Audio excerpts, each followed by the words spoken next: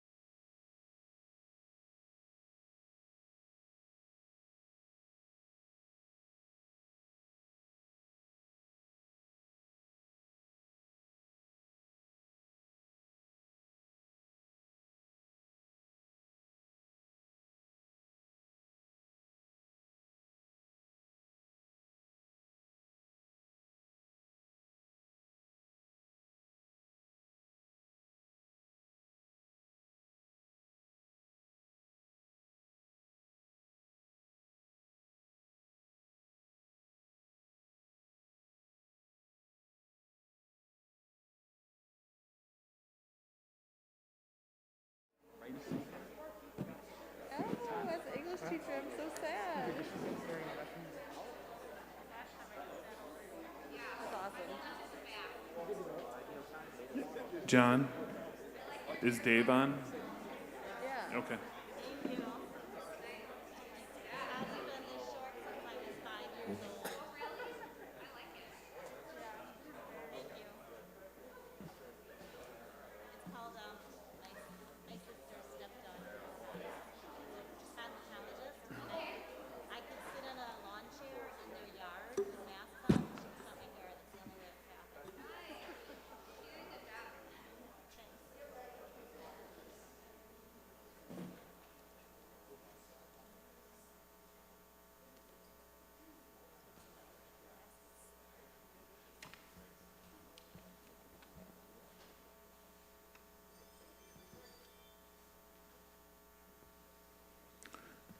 Good evening, everyone. I'd like to call tonight's meeting to order. This is Wednesday, August 19th, 2020 at 6:30 p.m.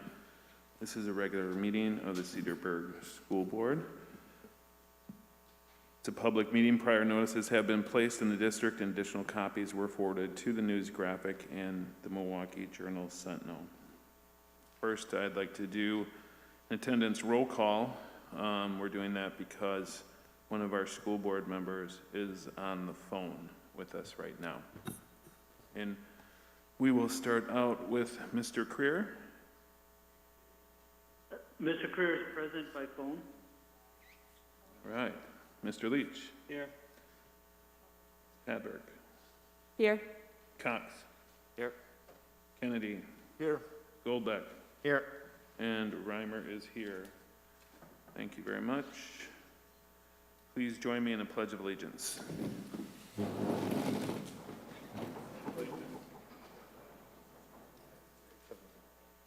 the republic for which it stands, one nation, under God, indivisible, with liberty and justice for all. I know. All right, we'll move on to recognitions and Mr. Bugnacki. Thank you, Chris. This evening, we would like to recognize those who had perfect attendance up until our closure. And so in the board, on the board agenda tonight, we have over 60 of our students who had perfect attendance up to closure. And then I can tell you after closure in the spring, we had the entire district had perfect attendance from closure to the end of the school year. So we would like to recognize all the students who were in person and had that perfect attendance up through closure. Excellent. Moving on to the consent agenda. Thank you, Chris. In front of you, board members, you have the consent agenda, which includes the minutes from the board meeting on August 12th, the budget and finance report, which includes the district finance information, including check register, check detail, and credit card transaction. And we also have the personnel report in the packet for your review. I'd ask that the board approve the consent agenda as presented. Move to approve the consent agenda. Second. Motion and second discussion. Is there a personnel report to be read into the record? So this evening, the personnel report, we would like to approve the resignation of Kevin Kerwin, which is our tech ed teacher, who served us well for a number of years. And there's a number of classified staff that have resigned as well.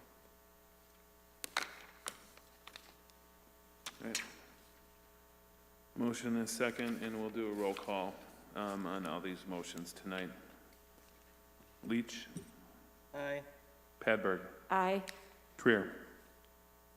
Aye. Cox. Aye. Kennedy. Aye. Goldbeck. Aye. And Reimer is an aye. And we'll move on to superintendent's notes. Mr. Bugnacki. Thank you, board members. This evening, there are two items under the superintendent's notes. The first is our reentry plan, and that's the first item which we are going to review. And the second item is our building project update. I'd like to begin by welcoming all those in attendance and also those who are viewing us from their homes. We are again holding the board meeting in this large venue, which is at 25% capacity, which is about 125 individuals that are allowed at that capacity. And we have social distancing, and we are complying with the governor's order to wear face coverings. At the last meeting, I made mention of the face covering state mandate and inadvertently stated that the mandate was by order of the DPI. It was not ordered by the DPI. It was in fact an order by the governor, and it runs through September 28th. I just wanted to make sure for the record I make that correction, and thank you to Board Member David Creer for pointing that out to me. Parents, we are 20 days away from the start of school. 20 days, just under 3 weeks away from the start of school. Our plans continue to be tweaked and adjusted as we approach the start of the school year. These adjustments are happening at the building levels as we refine building schedules, structures, and routines. The key parameters the board approved, which were Monday through Friday in person, virtual option, maximizing social distancing, transportation, and robust disinfecting and sanitizing, have not changed. At this point, we are planning for in-person Monday through Friday for kindergarten through 12th grade, and a virtual option Monday through Friday for kindergarten through 12th grade students. We are looking forward to providing a quality experience for all of our students, whether they be in person or virtually. With 20 days to go to the start of school, we are doing everything we can to create a safe environment for our students and staff. We know our schools will not be COVID-free. And there is an inherent risk in returning to school. We know that. However, we do know what we can do to mitigate the spread of COVID. We are seeing school systems and colleges around the country starting their school years with mixed reviews. What we are seeing is systems readying themselves with the best plans, the best PPEs, the best safety measures that they can have put in place, and that's what they can control. What school systems cannot control is what happens with their communities and when students leave the system. If we are to stay open, I think it's imperative that we stay safe. We have a good plan in place, and tonight we'll review a bit more of those plans. However, our plans will not work if our entire community does not stay safe. I'll say that again, we have to stay safe to stay open. Do what you must to stay safe. A quarantine period is 14 days. We are 20 days out from the start of school. Take the necessary steps to ensure you and your kids stay safe so we can stay open. Our teachers and administrators have been working tirelessly to finalize the plans for our staff and students' return. Tonight we will hear from a number of administrators touching on different aspects of our reentry plan. Board members, there is no action requested on the reentry plan. The meeting was not noticed for any action. The plan concept was approved back on July 29th. So having said that, we're going to start our presentation. Board members, you have screens in front of you that you can view the presentation. Those in the audience, there's a screen behind us. And of course, those viewing online, you should be able to see that presentation as well. So it's always good to start off with the first slide, which is pictures of our students. It's a good reminder why we are here and the purpose as to why we are here. Tonight, we're going to cover a number of items, quarantine guidelines, all the way down to communication. So this is basically the agenda of our presentation this evening. It's always important to remind ourselves as to our guiding principles, and these were principles that were decided upon with the board back in, I want to say, early July, if not late June.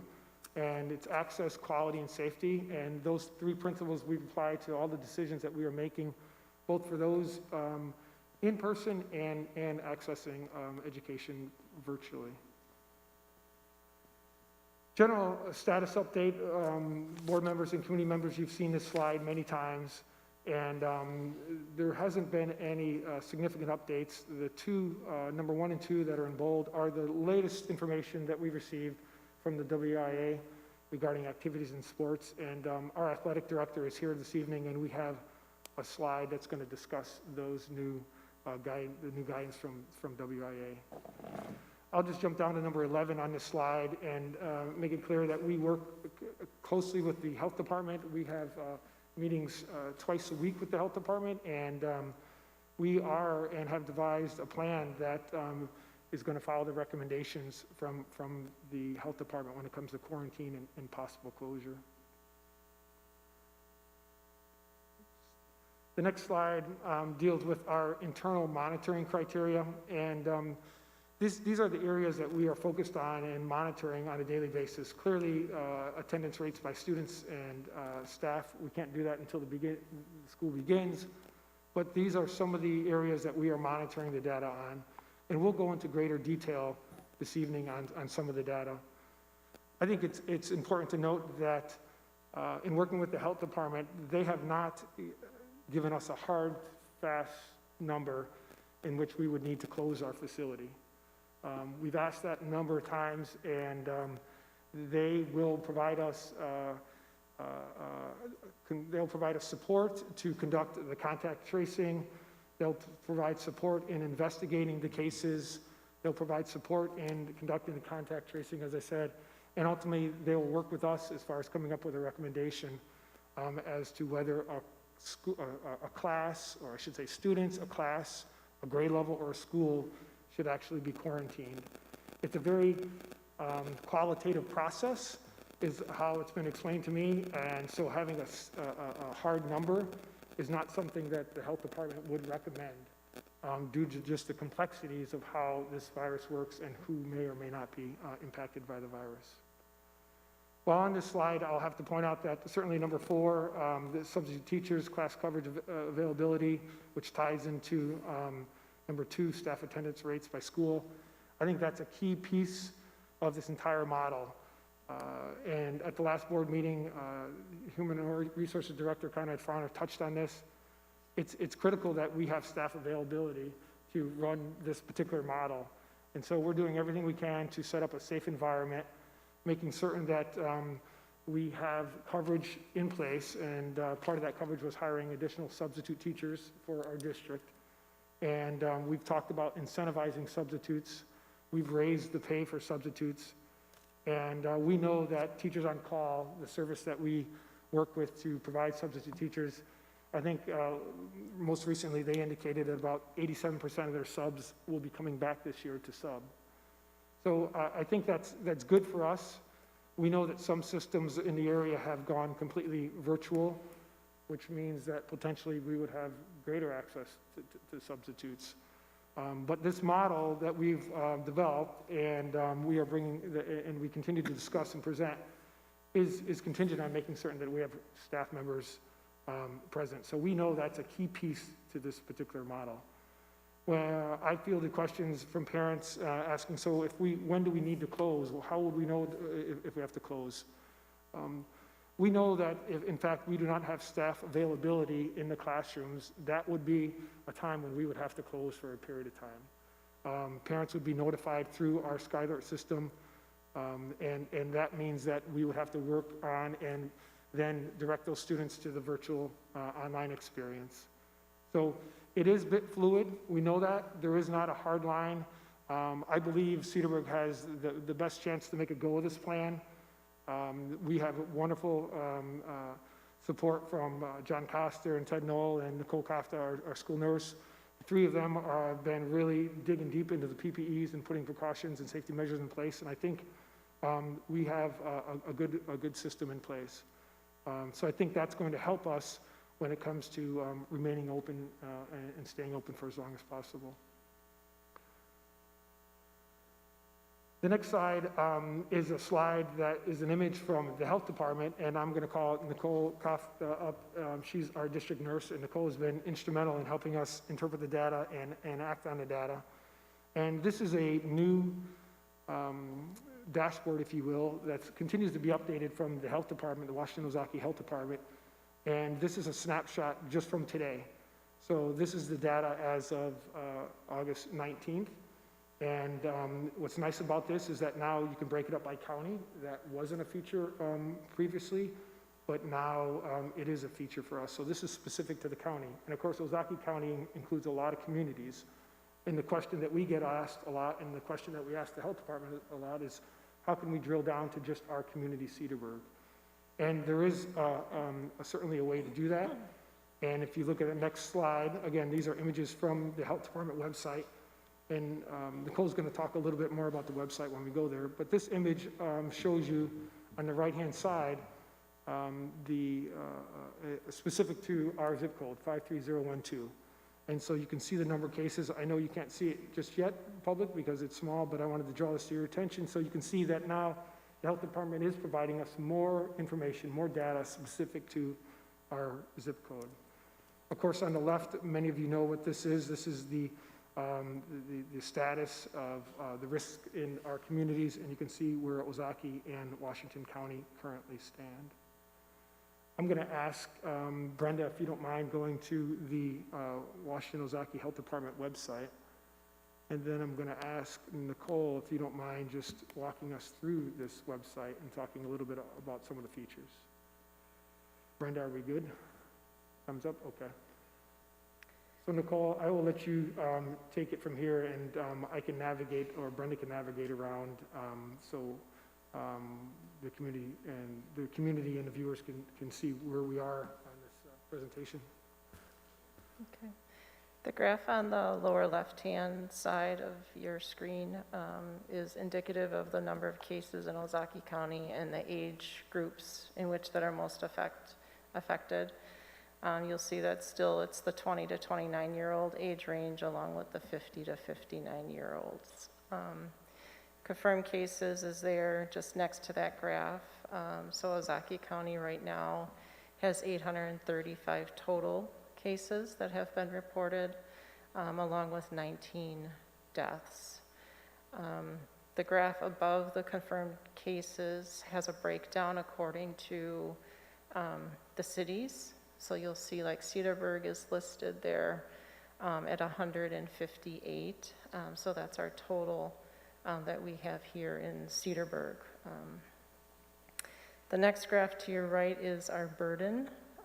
So that's the total number of cases per 100,000 residents in the past 2 weeks.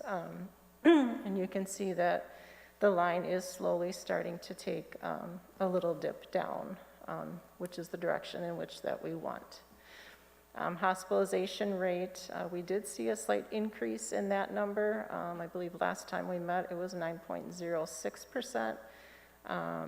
And today it's registering at 9.15%.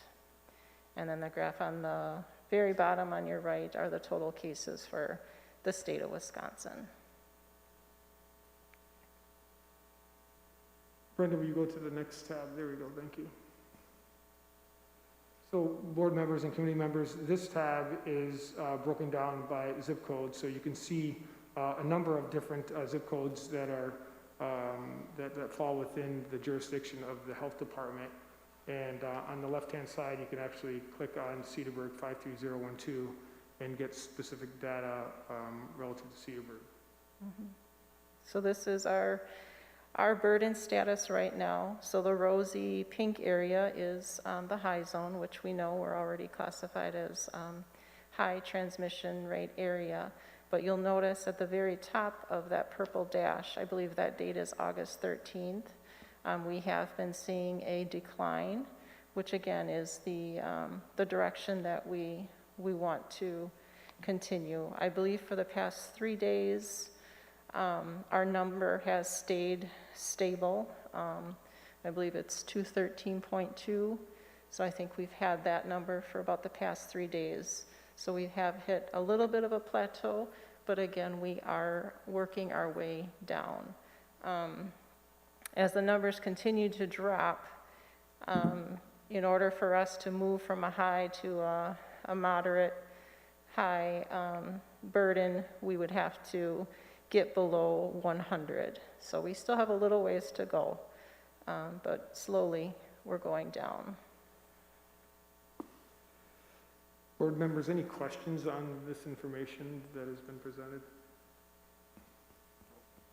The 835 cases is like live cases, not not to date? That's total cases Okay. for to date. Ozaukee County. So Okay. from start of March to now. Okay. This is a career. I'm wondering, they give you a definition of what a confirmed case is. Like, what does a positive mean? Is it someone who tests positive without any symptoms? Does it include people who've been tested more than once and have several positive tests? How do they break that out or define it? So that question has come up before. If someone repeatedly tests positive for COVID-19, if that number is added into the daily positive rate for that day, and that answer is no. That is right on the Department of Health Services website. So if someone tests positive more than once, their positive case is only counted one time. The positives are someone that is symptomatic and they test positive for COVID-19, or it's someone perhaps that was a close contact and they tested. Perhaps they were asymptomatic, but they still did test positive. So that would also be included in the positive case numbers. Okay, and is there anything on hospitalization rate? The hospitalization rate right now is 9.1% for Ozaukee County. So I believe that number indicates that that's the percentage of people with COVID-19 that have required hospitalization. Not just admitted or not into the ER for testing, but actually admitted into the hospital. Oh, okay. What's the hospitalization rate for school-age children? That I do not have. That would be, I think, a good thing to have. It would be helpful to have data on our actual population. I can try to have that for next time, Mr. Creer. That would be wonderful. Thank you. So Nicole, there is some data on the right-hand side that talks specifically to children, right? Yes, on the graph on your right under Ozaukee County, that is indicative of how many children have tested positive out of all the tests that were performed, all ages over 7 days. That number is 28.6%. So over the past 7 days, 28.6% of those tests that were positive were children. And if you scroll all the way down to the bottom, the total percent positive, so the total amount of tests performed from March through now, it's 15.3% positive rate in the 0 to 19 age group.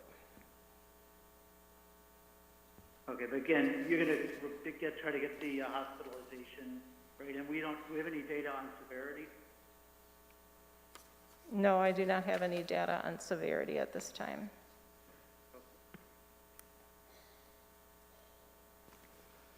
And finally, one other quick question on the death rate numbers. Does the department give us data on whether there are comorbidities or whether the people have other complications, the fatalities? It's under, the way I understand it is if they die from COVID-19, obviously that's included. If someone is in an accident and they find out that the person also had COVID-19, the cause of death is listed as the accident and not COVID-19. Well, sure, that's good. I'm just wondering about other conditions, if there's simultaneous conditions, more along the lines of people in the older age group who might have other conditions that might contribute to the fatality. Well, those with health conditions, those are the ones that are more likely to experience a more severe case, and yes, those are the ones that are more likely to experience a fatality because of the comorbidities. Right, and I understand that. I was just wondering if they had any kind of data on that specifically. I do not have any data specific to that at this time. Okay. And can you just repeat one more time, what was the percentage of kids 0 to 19 that tested positive in Ozaukee? For Can't see the Ozaukee screen. County, over the past 7 days, it was 28.6%. The total from March till now is 15.3%. Can you clarify that one more time? 15% of positives were in that age group? Is that what you just said? Correct. The total number of tests performed was 15.3%, but just within the last 7 days, out of all the tests performed, 28.6% of those were positive for the 0 to 19 age group. 15% of tests given, or 15% of positives were in that age group? Oh, sorry, I thought it was. That's okay, I was clarifying off of, 15.3% is indicative of the number of total tests or the children, so the 0 to 19 age group. Out of all the tests performed, out of all the ages, 15.3% represents the number in the 0 to 19 age group. Of positive or just tests? Positive. Positive. Sorry. Yeah. Positive. Positive tests. that's what I Within was 11. trying to clarify. 15% of the positive results. Yes. We're Understand. positive for the That's 0 what I to. thought you were trying to say, but I Yeah. didn't. Sorry. And those are, again, all Ozaki County numbers. Yes, that is Ozaki County. And then here, obviously, it shows the volume within Ozaki, 259 in Germantown, 159 in Grafton, 158 in Cedarburg, and then a sprinkling in the others. Yes. I don't think it's not up there, it's on the other slide, but Are you, in terms of ratio, I know Career was asking, try to zero in on Cedarburg, but those numbers are there. Obviously, we have percentages by county, but you can kind of equate that to the numbers that we have within Cedarburg. And again, that data just shows that 158 positives were in Cedarburg. That's what that data says right there? Okay. 158? That's what I think it says, 158 positive confirmed cases in Cedarburg. Oh, Right. yes, my apologies, yes. So that's the total, from when we started testing to now. So 158 total positive cases in Cedarburg. That number, and then Nicole, just for clarity, and thank you for answering all these questions. The 158 for Cedarburg and the 835 for the confirmed cases in Ozaki County, those numbers will never go down because those are the total tests since the beginning, right? Correct. But perhaps a more recent graph would be the burden graph, because that does go up and down, indicating sort of the degree of severity that the COVID is having on us at any particular point in time. Yes, Okay, and right now that's high. we are, And yeah, high. Even if we cut it in half, it would still be high.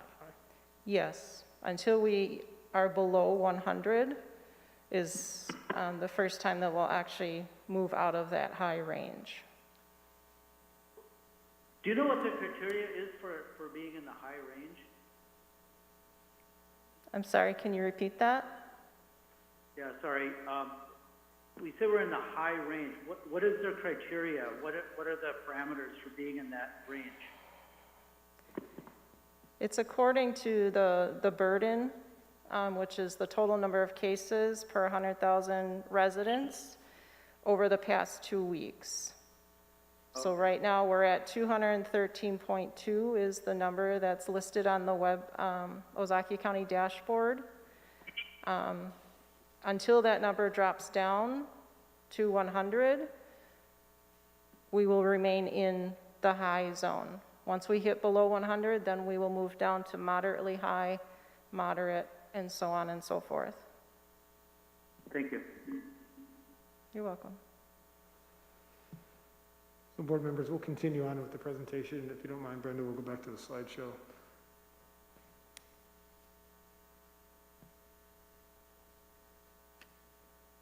So this next screen, this next shot is new information that the health department has been providing school systems as of probably 2 weeks ago, and it's specific to students. And what we're showing here is a comparison between the 6th and the 13th. The data comes out every Thursday, so that's why you're seeing the 13th and not updated as of today. So the graph on the top is from the 6th, so you'll see that the number of positive was 20% for the 0 to 19 age group. That number has increased slightly, or actually it has increased. We're at 28.6% over the past 7 days. And then again, the total percentage positive test rate for 0 to 19 has increased from the, I can't see from here, is that 17? Down to, I'm sorry, Todd, can you help me out? The Yeah, total which one? percentage on the bottom. 13% on the 6 to 15.3%. There we go, thank you.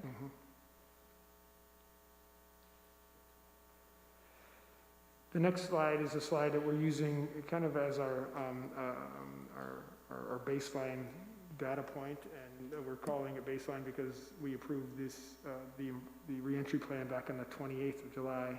And so we gathered a snapshot at that time, or 29th of July, I should say. We gathered a snapshot of that data, given that that was when the plan was approved. And so we've been gathering information, and we'll continue to show this.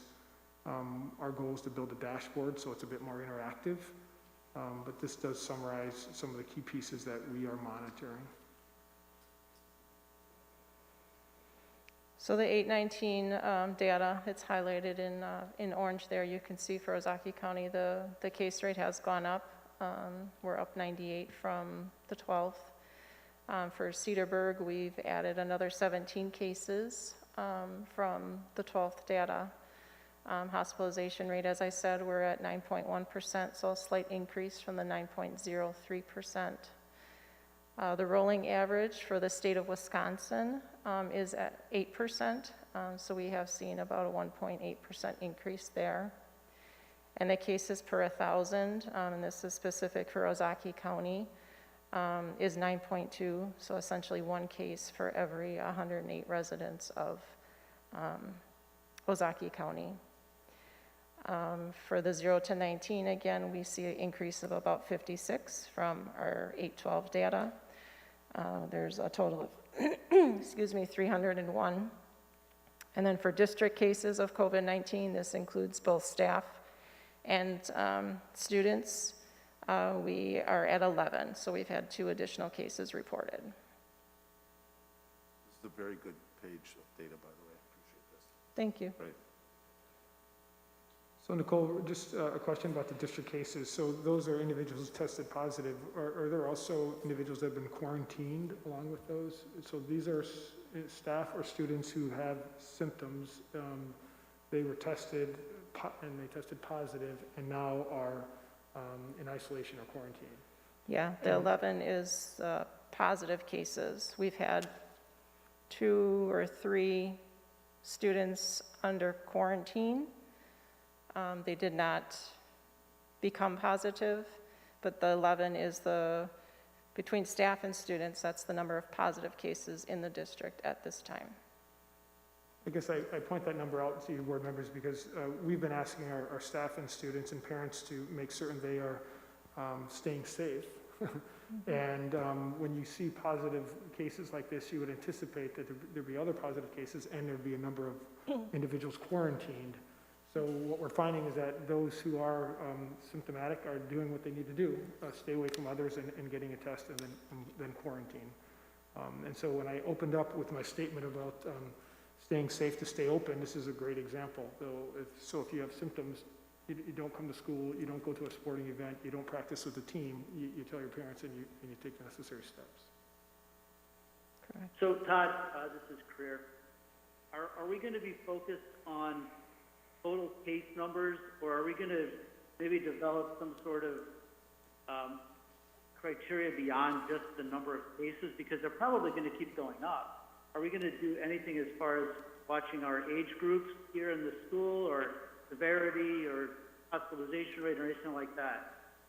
Yeah, that's a great question, Dave. So behind the scenes, the district cases, we have that broken down more.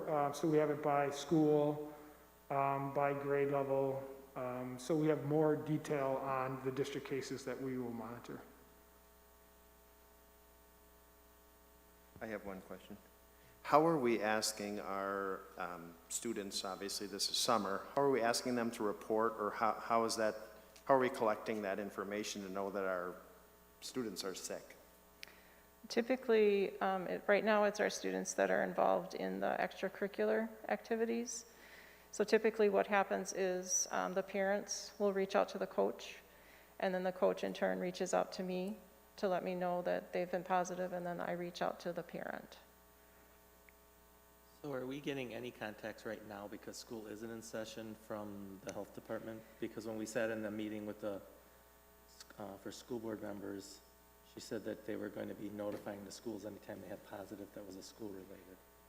Are we getting that now or just when school starts? We are getting it a little bit, not with each and every case, and part of that does have to do with how open families are regarding activities that their child are in, if they attended graduation parties, if others were exposed. But typically, I will reach out to the health department and let them know that I've, been notified of this as a positive case, and they have notified me in 2 instances that or actually 3, I take that back. 2 incidents of students and 1 incident of staff. Okay. So I think part of that is because we are in summer, but once school starts, I think that communication will be increased quite a bit. They had insured us that, so hopefully they will. Yeah. So I think this is just a critical point to emphasize a bit. So we see that there are 11 cases. We're not in school yet. When school starts, as I said on the onset of this meeting, we are not going to be COVID-free. And so there's going to be an immense amount of work that our administrators and Nicole are going to have to do once we start seeing cases, positive cases, because then we are going to be involved with the contact tracing, making certain those individuals are then isolating and quarantining, making certain that they get the access to instruction. So it is a complicated puzzle that we are seeing develop. And I can't emphasize enough that to stay open, we need to stay safe. And so with 20 days of left before school begins, I think it's critical that we all do what we need to do to stay safe, because it will give us our best chance of continuing to keep all of our schools open and all the students in school.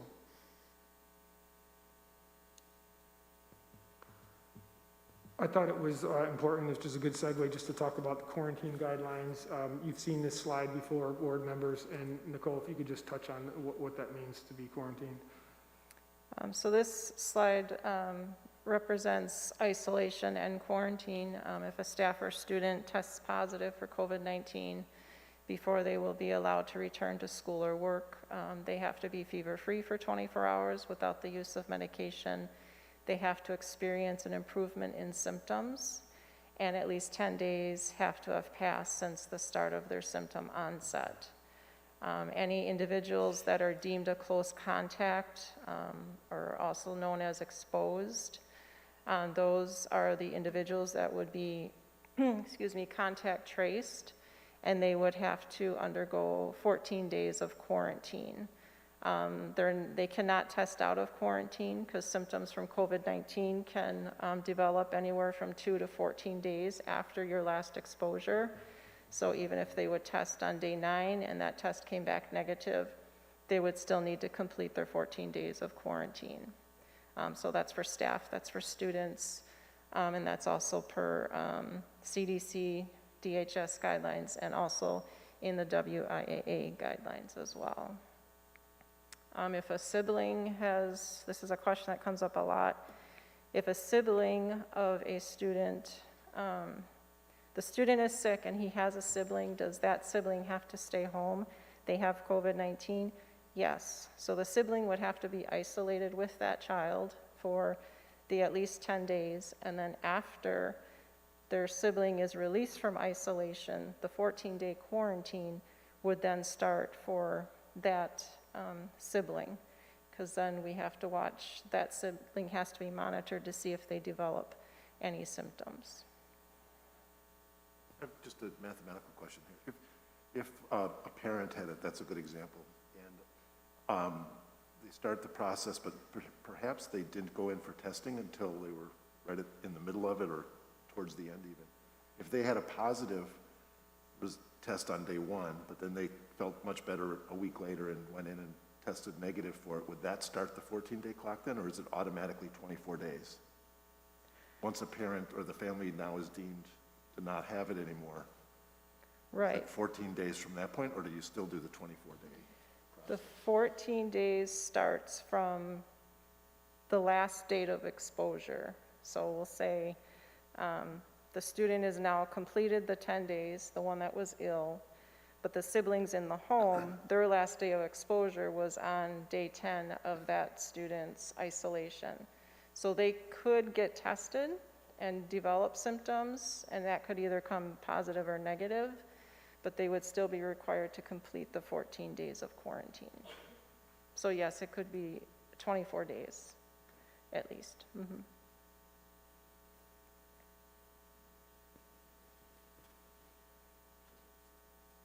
Other questions for Nicole? Thank you.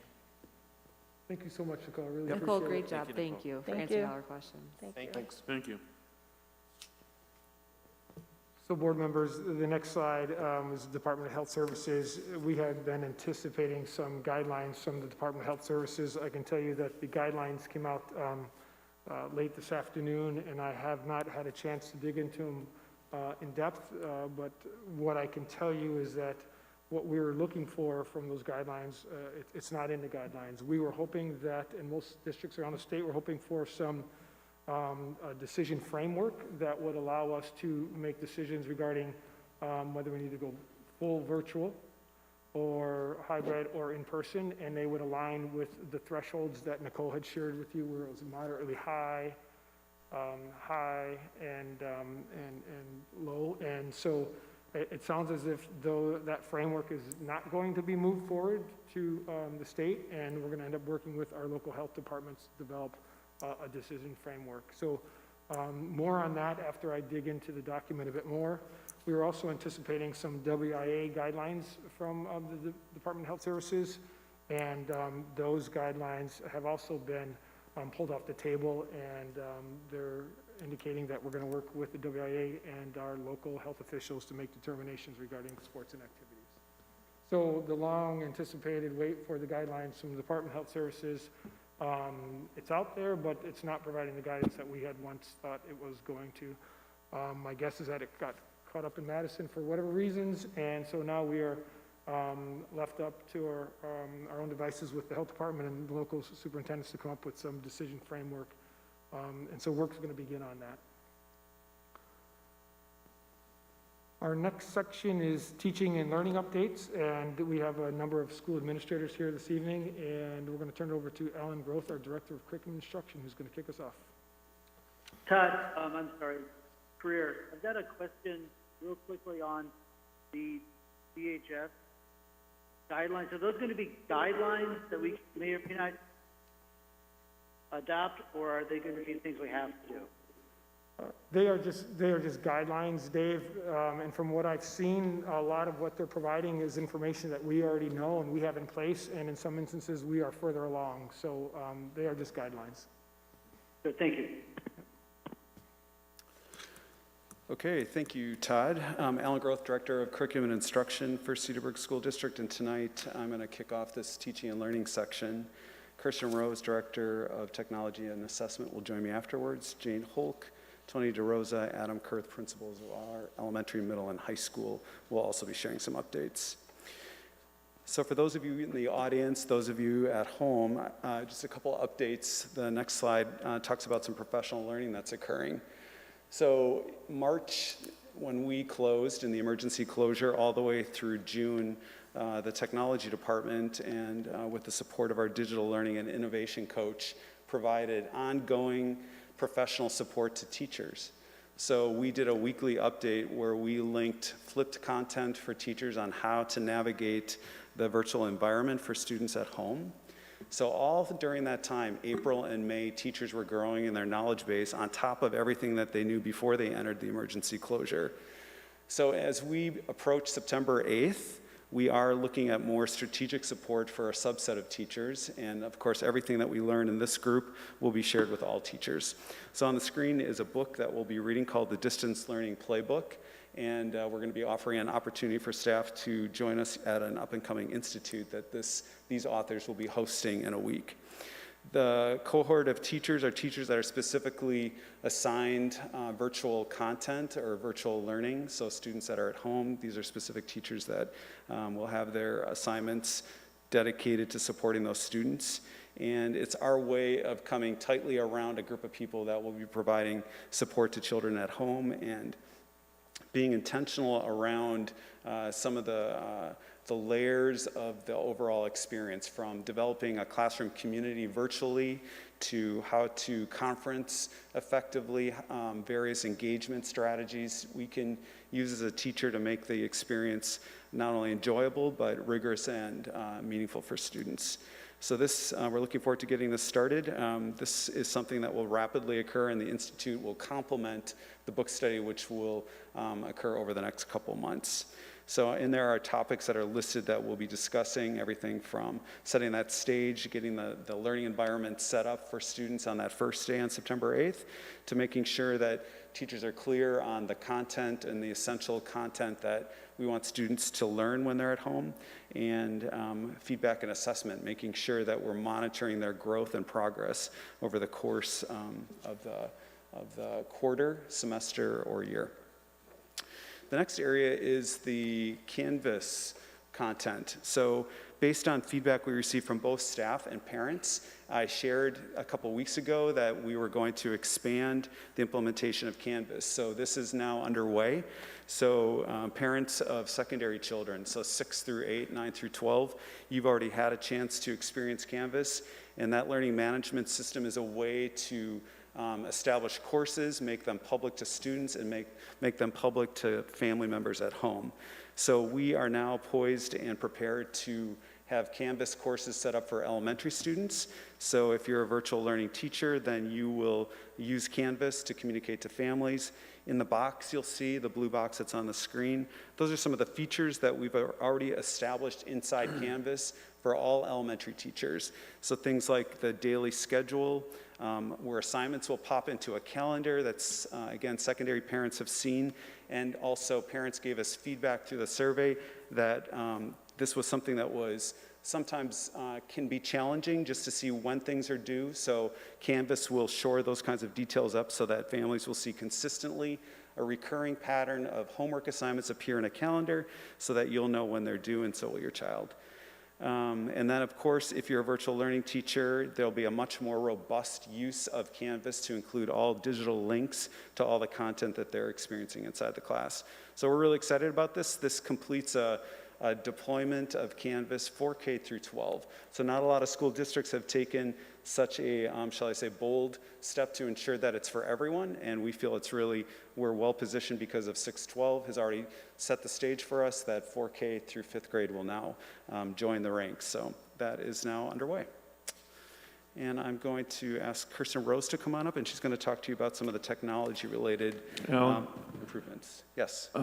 So regarding the Canvas, my experience with Canvas is, some teachers right off the bat used it. It was real robust, and then some teachers had a bit of a lag, and I know we talked about this. Is there going to be a system where it's going to be monitored, teachers' use of Canvas, so it's similar across the board as much as it can be, because that's really the conduit for myself to check, how my kids are doing and look into it. And, and then Sam, you had talked about a different view at another meeting for Canvas, I believe.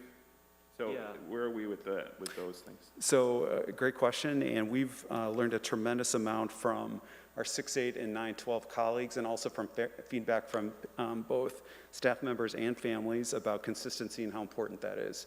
So the Canvas leadership team represents all 3 elementary schools. We've already met with them and have laid the groundwork for what the expectations are for all teachers. And that team of teachers, well representing Thorson, Parkview, and Westlawn, could see all the features that Canvas offered, and we came to an agreement on what the features are that everyone will use. So we've already built the Canvas modules to be a mirror image for all students at every grade. So it's already set up for all teachers just to go in now and start to move content into it. So everything that Again, we've learned from 612, it's just the more we can bring consistency, it just teacher by teacher, grade by grade. We're very committed to making it consistent. So we're excited that we feel like, and teachers were very affirming of, and their voice was heard in light of features that we wanted to make sure that we wanted everyone to have access to. So those things like student schedule, assignments, calendar, and links to content will be the same in every grade, 4K through 5th. And furthermore, I would add, we have a schedule already set for the Canvas lead team to meet up with us regularly to check in on the implementation. So that was also built into the schedule just to ensure that any questions, any challenges that are coming up, we're here to help them and support them and work with every school so that it's consistent. Any other questions on either area?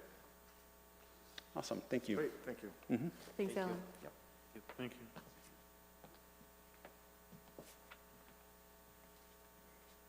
Good evening. Alan did mention Canvas, and that's a real focal point. One of our key infrastructure pieces in our learning environment is that Canvas environment for students. And I think, Sam, you mentioned in our last board meeting about having observer accounts for parents. So we currently do have observer accounts for parents in our 612 environment. Onboarding with K-5 or 4K to 5, we will be pushing out observer accounts also for those parents too. Great.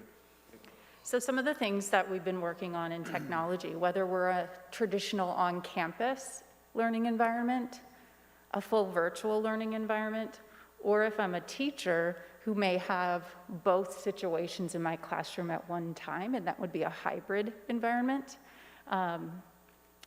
Many of the pieces of technology that we use are things that we use in all three learning environments. So Canvas is one of those.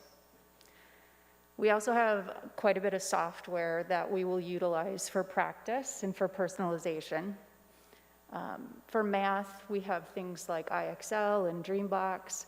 For our reading and ComArts classes, we have Lexia and RazKids and BrainPop. At the high school, we use Method Test Prep for our high school ACT prep. Along with those pieces of software, we also will be using other electronic resources.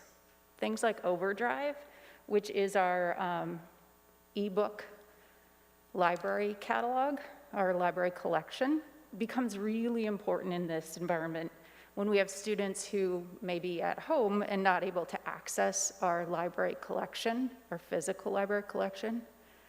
We are beefing up what that ebook collection is. The other piece that ties closely to that is we have begun a partnership with the Cedarburg Public Library. And our families will be able to authorize their students to have a library card, which will enable them to access the Cedarburg Public Library's ebook collection also. Other things that we have are online textbooks. We have Seesaw, which is a content creation tool for our K-5 students.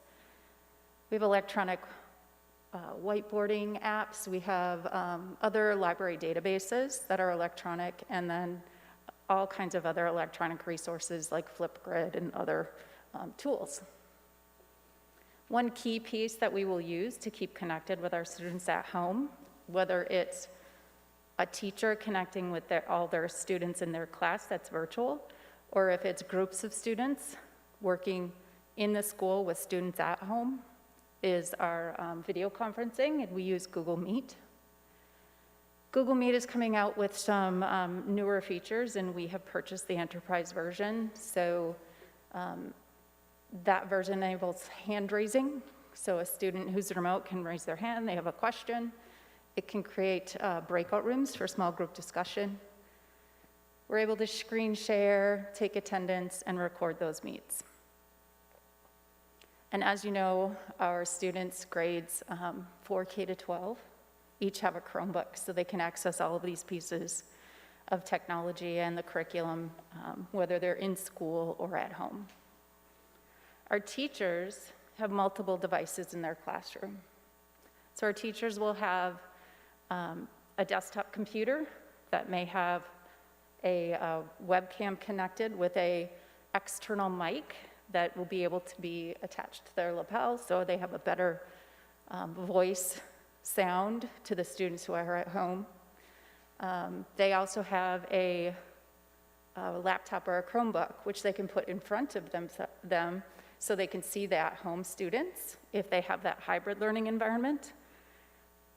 They don't need to watch that if they don't want to. They may have support staff taking care of that, but they do have multiple devices. We also have some iPads if they need to share things from the iPad. External microphones, tripods, dock cams, touchscreens, stylus, all kinds of pieces of technology that really enhance the teacher's ability to communicate teaching and learning activities with their students. When you talk about all of those things, depending who you are, that technology is going to overwhelm you. So we have quite a bit of plans to support our teachers and our students, whether they're teaching from home, from their classroom, whether the students are at home or in a classroom. We'll be really busy on the technology team in the opening days and our professional development days, customizing each classroom with each teacher within each department and each grade. So we're looking forward to it. That's our best work. We love that time in our department where we actually get to work with the teachers. Summer, we work not with anyone, but ourselves a lot. So we're looking forward to that. Any questions? I have one, Kirsten.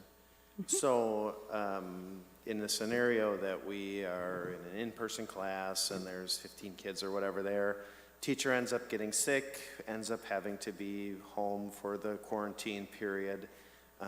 Is it theoretical that I hear you say that teacher could teach from home if they're asymptomatic and well, they could teach from home in that environment and the kids could be in school? Do I hear that correctly? Yes, that is exactly what could happen. Obviously, we'd have to have some sort of supervision in the classroom, but the instruction could be delivered by the classroom teacher. Synchronous or asynchronous, it could be both things could be from that both. situation. Yep. Okay, great. I do think the key piece to that is making the staff availability to fill that. Yeah, right, if they're that- well. That position, correct. Having someone in the classroom to supervise the students while that instruction is being provided. And my second question is just on access. So, we read sometimes that, some places in our state or the country do not have internet access. They don't have ability to, get on the internet and access all these wonderful tools we have. Do we, A, have any issue with that in our district? And then B, are there resources out there that we are assisting some of those students that maybe were uncovered that had those problems? Maybe just kind of tell me a little bit about that. Sure. We do have students who don't have adequate access, internet access in their homes. Sometimes if they may have it, if it's just normal school and in the evening they need to do some work. But we do have the situation in our homes where we have multiple children in a home with parents who might be working from home. We also have families that don't live in areas that don't have quality broadband internet access. If you live in the town in some places, you might have satellite, which can be a little quirky. But we have hotspots, mobile hotspots, that we have purchased and have contracts on that students and families can request through the help desk. And we have them, I think we have 10 right now. The most we've had out is 8. So we continue to keep those available and make sure that everyone knows they are available. Okay, thank you. Yep. Kristen, I know some districts are ordering equipment, and we're in that boat. We've ordered equipment, and I know a lot of it has arrived. And back when we closed down in the spring, we had to order additional Chromebooks, and we turned those around pretty quickly. Just an update on just the technology that maybe is here and some that has yet to arrive, and how we're planning for that. Most of the technology is here. We have an order of microphones. That's not here yet. We have webcams for every classroom. We have Chromebooks for every student. If you walk into our IMC right now, you're thinking, how do you do this with all these Chromebooks? I don't know which end is up some days. And I'm like, really, Dave, you have this, you know? And he's like, yep, we got it. They're everywhere. So, yep, we do have the things we need. And as our teachers come in and we do that custom work with them in their classroom of what they need, we may come upon some things that might work better for others, and we'll work to get those. Thanks. Thank you. Chris. Thanks. Thanks, Kirsten. Thank you. So at this time, I'm going to take public comments. Jane, you could still make your way over there, though, if you like. So we will do the public comment portion of the meeting now, and we'll suspend this presentation. It's noticed that no later than 7:45 p.m. we will take the public comment portions. With that said, there is a board policy that we will only accept an aggregate of 30 minutes of public comment time. And I'd like to make a motion at this time to waive that in the interest of accommodating the people that have come here and let them speak. So I can make a motion to waive the 30-minute time limit per board policy. Do I have a second? I'll Second. second. That's Sam Cox. Motion and a second. Roll call votes. Leach, Aye. Padberg, Aye. Creer, Aye. Cox, Aye. Kennedy, Aye. Goldbeck, Aye. and Reimer is an aye. So that is waived for this evening. I'm going to read a disclaimer. In the past, the State Attorney General issued guidance on how governmental bodies, such as school boards, should conduct the public comment portion of their meetings. This guidance was given to assist governmental bodies in avoiding violations of the state's open meeting laws.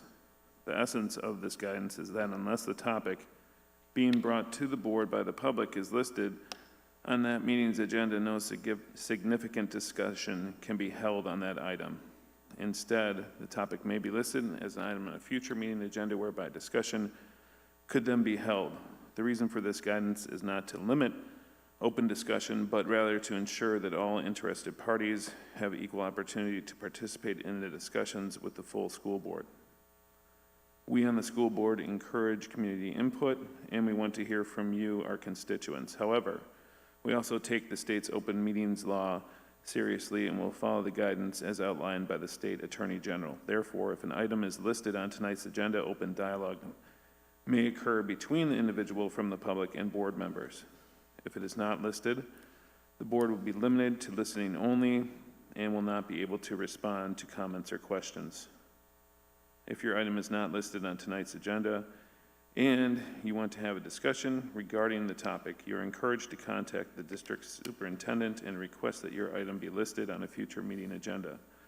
As always, you're encouraged to discuss any item with individual board members on a one-on-one basis outside of the meeting setting.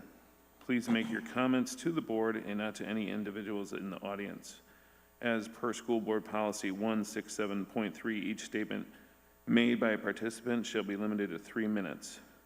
Please note that this is a public meeting, and we ask everyone to address one another with the courtesy and respect you would like to receive in return. When you approach the microphone, please state your name and address for the record. As a reminder, this meeting is being videotaped and live streamed and will be broadcast by the district's EduVision channel and website. So Mr. Leach here will be keeping track of the time, and when you get past 2 minutes, he will hold up a sign, and that'll say that you have 1 minute left. So with that said, we have a list of participants, and I'm just going to say everyone's first name on the list. When we get through this list, if your name is not called, you can simply come up to the microphone. So first name is, and I'm just going to say the first names of people. Jesse, are you here? Come on down, please. Yep. Right here in the center. Oh, I'm sorry.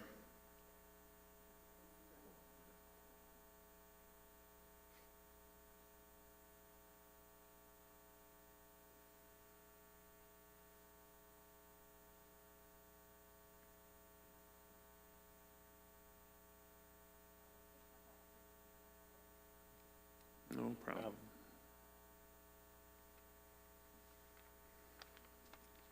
Hi, my name is Jessie Mashambu.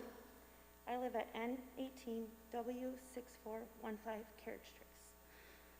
Excuse me. We have lived in the Cedarburg for 10 years, and my oldest started school at West Lawn in 3rd grade. We have been a part of the Cedarburg School District since that time, with my youngest going into 6th grade this year. My youngest was even part of the high school preschool program. Do you want this off? Maybe you can move a little closer. You can keep it on. I am here to tell you that Cedarburg School District is failing our children. You have failed to keep a welcoming environment for all. You have failed, and now it is time to change. You look the other way when cars parked in your lots have Confederate flags. If you say, I have not seen them, that is also a problem. The N-word is commonplace in the hallways and at sporting events. Again, if you say, I have not heard this or not from our students, it proves that it is so normalized around the schools that it is not even noticed when it should be. I went to a winter sports meeting last year, and the athletic director said that he was proud that none of the athletes from Cedarburg say or do racist things. My son laughed and said, excuse me, this is a quote, that is bullshit. If Brenda, my oldest son in the high school, sees the difference when she walks out of the school with my biracial son than one of her white friends. There was a time that he had pine cones thrown at him in middle school because he is a different religion. This speaks volumes on the normalization of treating another human being that is different with disdain. My youngest, who just finished 5th grade at West Lawn, has been dealing with racism since kindergarten. He has come home so angry that when he has pointed out that he was wrong, nothing is done about it except to tell me that he has behavior problems. And I quote from his 3rd grade teacher, he needs to be on medication. My husband was profiled in the elementary school office. He and his friend were talking about smoking some meat that weekend when they were waiting for the kids. We had not even gotten out of the parking lot when I got a phone call from the principal. She told me that when he was talking about smoking marijuana in the office, and when I brought up the fact that he was profiled, I was told that would be surprised at how often parents talk about this. No examples have ever been able to be given to me. I've mentioned to staff that there needs to be diversity training, and when you are teaching children not to bully another student, you should also be teaching them about the biases and how they can hurt. I am told that this is a surprise that this is happening in Cedarburg. It's so diverse. Really, guys, 6% is diverse now? It took me years to get my youngest the help he needs with reading, because I was told he would grow out of the backwards letters and numbers. He is just an active student who needs to calm down. This is an example of the biases that BIPOC children face. They are labeled as difficult and often do not get the help that they need. My youngest no longer wants curly hair. He has shown me pictures of little white boys because he wants straight hair like everyone else. He does not want to even go back to school after this year. He's asked me if I will please homeschool him. Thank you. No, I'm going to continue. No, you're, Look at what racism does. Your 3 minutes are Look up. at what your biases have taught your children. This is what allowing racist things being said to my son and to go unpunished has done. We need to stop normalizing the biases that the staff and students are bringing to the school with them. These biases do hurt people. They are not kids just being kids. My oldest has no faith in humanity anymore. This is not because of me. This is because of you and the adults in Cedarburg that choose to let these things go unpunished. Cedarburg School District needs to have a system in place where kids can go that suffer the same things my family has had to deal with. The kids need a safe environment to report and staff that will not dismiss. You guys now know the problems. You guys need a diversity committee and you need to start from there. Do better, please, for my family and others. Thank you, Jessie. Thank you.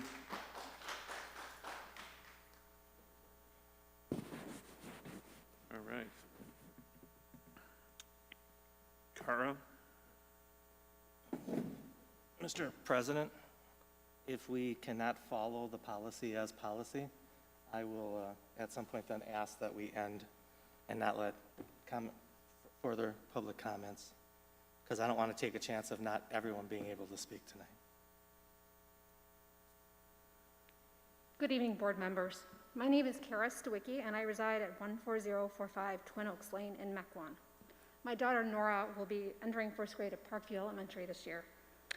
Thank you for allowing me the opportunity to address the board. First and foremost, I would like to thank you for your commitment to the families of the Cedarburg community.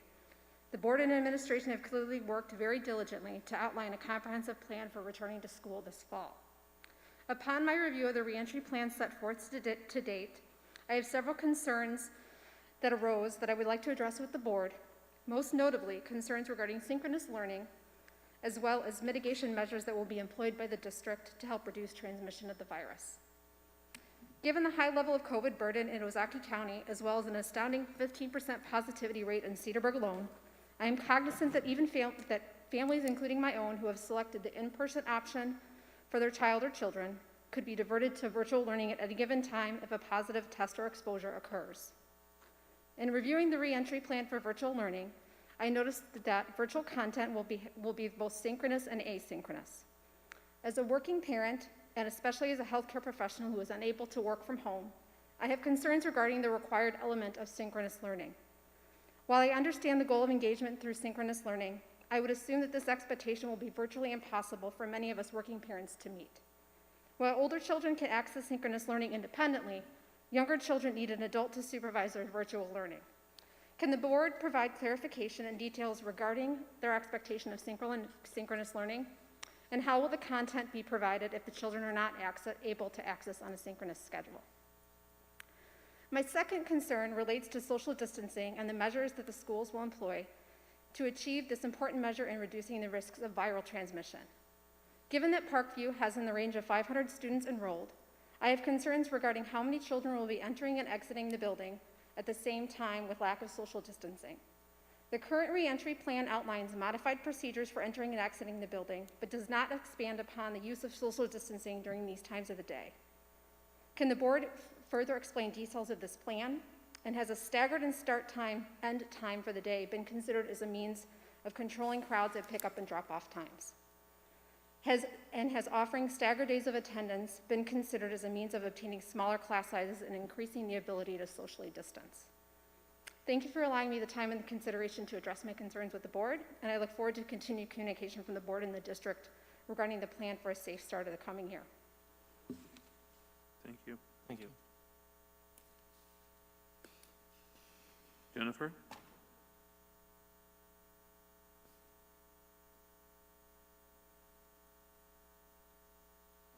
Jennifer Collins?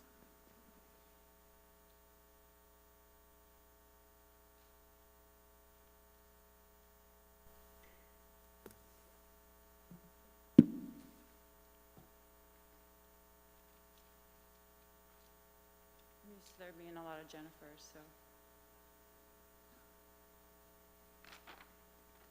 Jennifer Collins, W59, N783, Highwood Drive.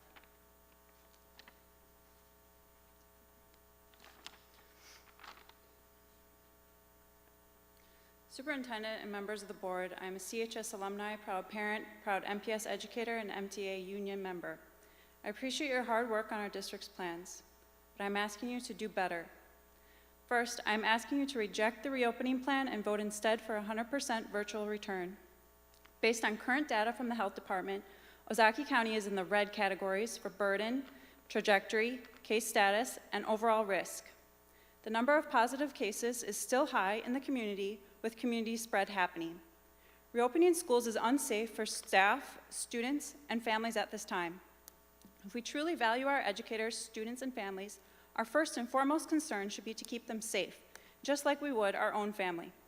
Also, I reject the false narrative that by giving families the choice of virtual or in-person learning, we can provide a safe option for our community and the greater good.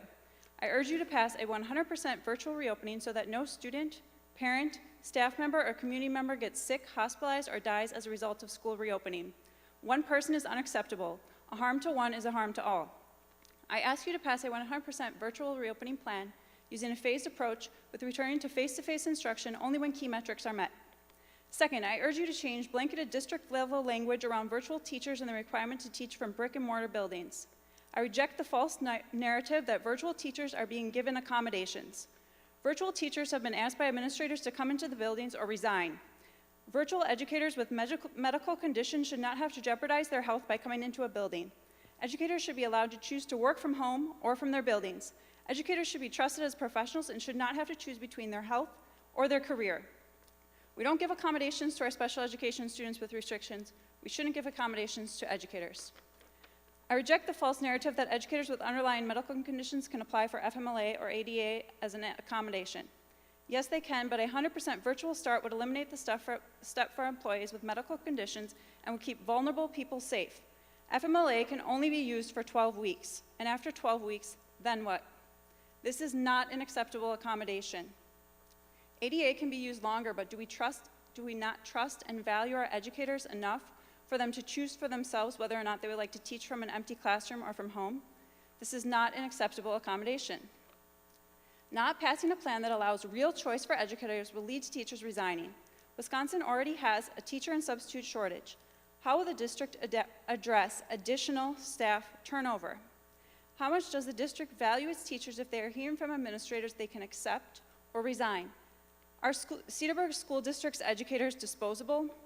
Third, I urge you to pass a plan that includes health insurance, benefits, sick pay, and emergency leave for paraprofessionals and support staff. I'm further asking the district pays for COVID testing for paras and hourly staff. Every member of the school building is important.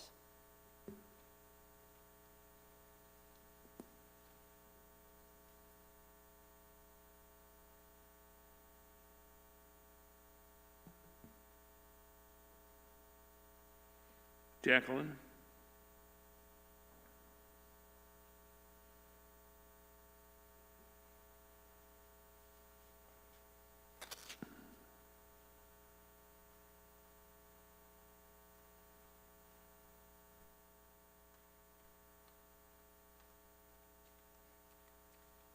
Thank you for letting me speak. I hate public speaking, so we'll roll with this. My son is blessed with a beautiful... Excuse me, can we start the clock over? Can you... I don't start it till they're done with their address. Okay. Oh, okay. Can you give us your name and address, please? Jacqueline Fritz, N101 Susan Lane, N101 6835 Susan Lane. Thank you. My son is blessed with a dyslexic mind. One day he will change the world. But today the classrooms are not equipped to handle his beautiful, amazing mind. In the classroom, if a teacher gives 20 minutes to the kids to finish work, if 19 out of 21 finish in 10 minutes, they move on. I would expect nothing less. God forbid my son hold back the entire class from realizing their full potential.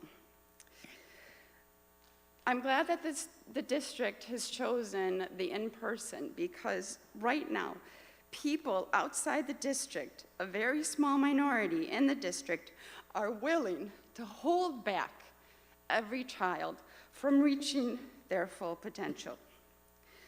Now, I was gonna get up here and bring a picture frame and redo my speech with the microphone covered to show you the difference between online and in person.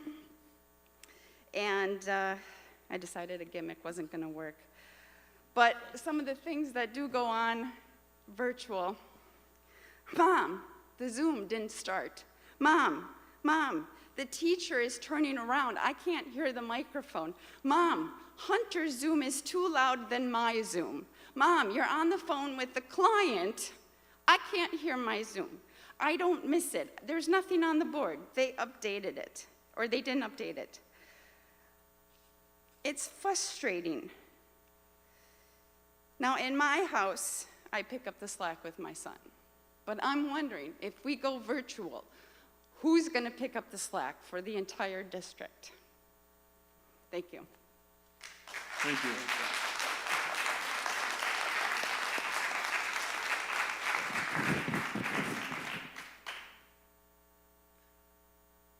Kathleen?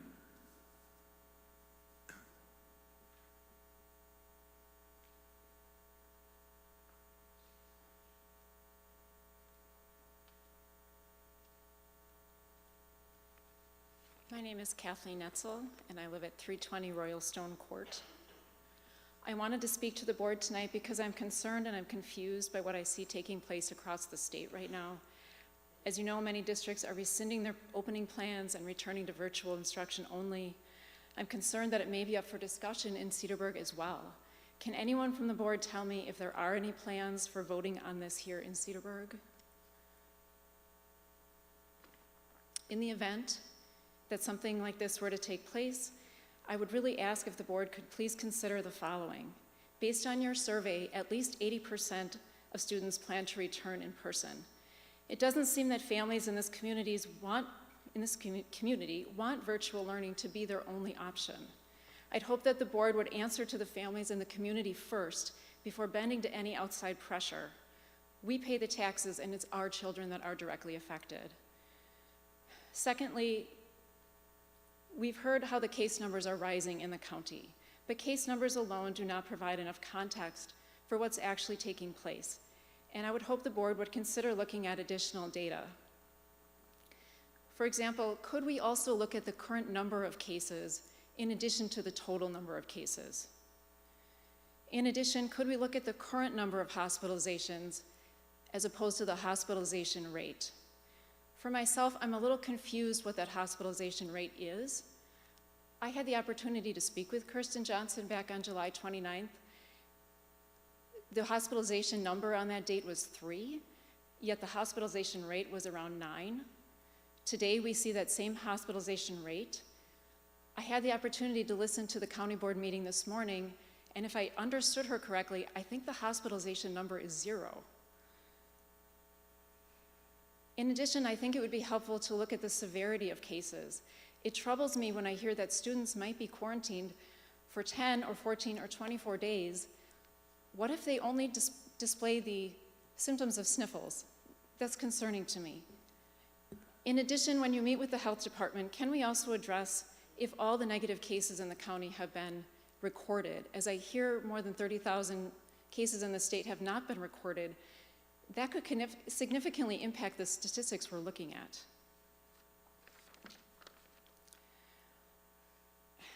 I'm going to skip the next part just to move on a little faster.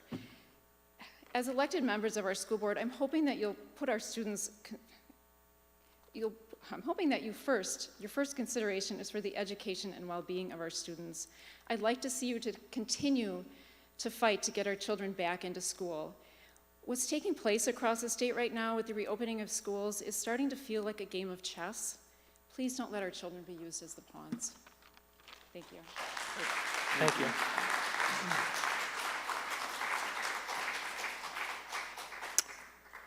Jean?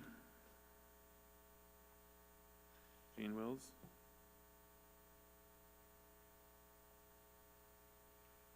Connie?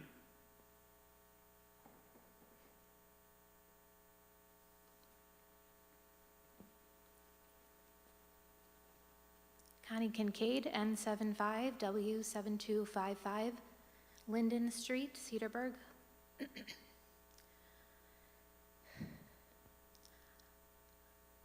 I come before you as someone who's an hourly employee, who has a brother in a different district who is a long-term sub. Both of us have been very strict about distancing and keeping my son safe and our community safe. This past weekend, we got together, wore masks, spent time together with our grandma, who's 96. It was amazing. We had not seen him since Easter, and even then it was between a glass door so that my son could see him for 5 minutes. He drove 6 hours to see my son through a glass door for 5 minutes. My brother's school starts this week. This visit was on Saturday.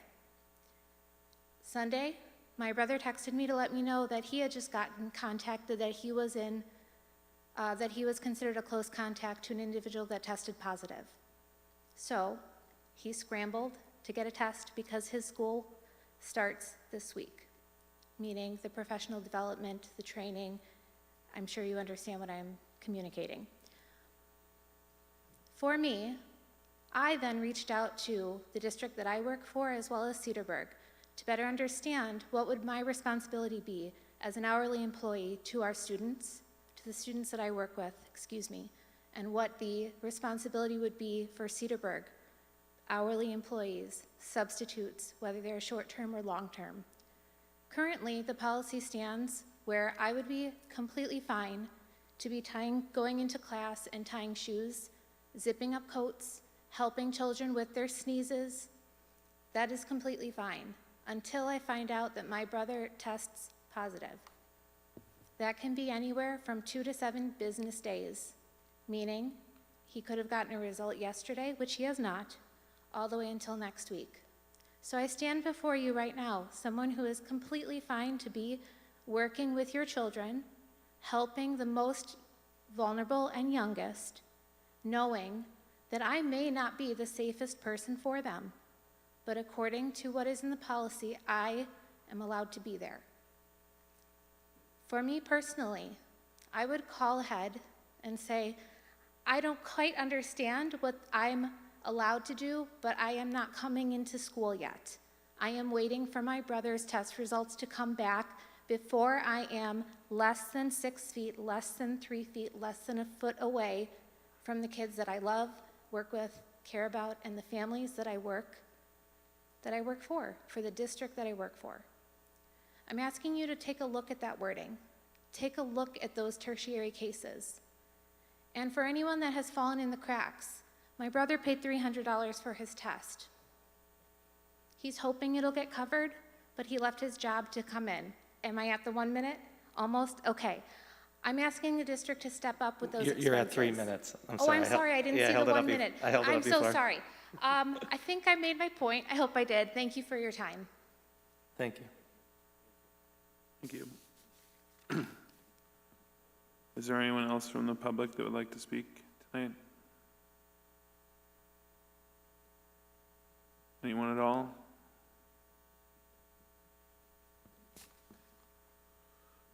Okay, then we will move on and close the public comment portion of the meeting. Thank you for everyone for speaking and sharing your thoughts with us. So that would make us move on, and I believe Mrs. Hulk is up. Is that correct? Can I ask a question before we do that, based Sure. on the last comment? Todd, our policy states that it's only after a positive test?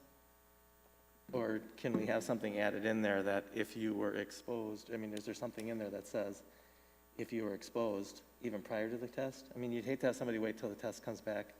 I know exactly what she was saying. A friend of mine went for a positive for the test. The daughter was the one who was the close contact. It took 5 days for her test to come back. The whole family went to one of the free clinics, and they got theirs back in 2. So it could be a, I mean, and I would hope our staff would be taking every extraordinary care, but if we could just look at what that wording is, I think it'd be a really good idea. Will do, Rick, thanks, I made a note on that. Okay, thank you. All right, Jane, all yours. thank you. Jane? All right, thank you for letting me speak tonight about the elementary schedule. Last meeting, Katie Ramos came and gave you some general ideas about what we were thinking. We've had a lot of time to work together, not only as the 3 administrators of the elementary schools, but also with teams of teachers within our schools. We know that, based on the feedback that we got from parents, that they are really wanting to know what this looks like. We understand the curriculum will stay the same, we understand the instructional minutes will be similar, but what does it look like for our child, especially for children who are considering the virtual options? So what we see up here is a draft of a potential first grade schedule. We could have put any grade level in here because our instructional blocks are actually pretty similar. And if I put a 3rd grade up alongside of it, it would just be different times during the day. At the elementary school, we are looking at having a combination of dedicated virtual teachers. There might be a dedicated virtual 3rd grade teacher for the district or for a building. A lot of that is dependent on the actual data that we get back from the parents and what options you're choosing for your students. Based on that option, those choices that you make, then we'll be able to look at our current staffing and make appropriate decisions so that we have manageable and well-staffed groups for both our virtual students as well as for our students who are sitting in seats in the building. So this schedule is an example, as I said, of a first grade schedule, and I'm going to walk you through just a little bit of it. For those of you who don't have elementary school students in our schools right now, I apologize. I'm sure this is way more detailed than you would ever want to see. For those of you who have students in elementary schools, you're probably hoping for just a little bit more. And many of you have been reaching out to the elementary principals, and will continue to try to answer questions as we are able to do some planning and move forward with our plan. So what we see right here is, for example, when our students arrive in the morning, they're going to be checking in, doing lunch count. The students at home are probably getting their work area ready, logging into their Chromebooks, checking Clever, and looking for their assignments. Then we have a block at the elementary schedule, in the elementary schedule for in-school, and this has been a change. We know that many of our students may need some adjustment coming back after being out of school for 5 months. And homeroom time is something that we feel is really important, that we have time to have team building, social emotional learning lessons. Students can have, a show and tell type of activity where they can be connecting as individuals. That's also important for our virtual learners.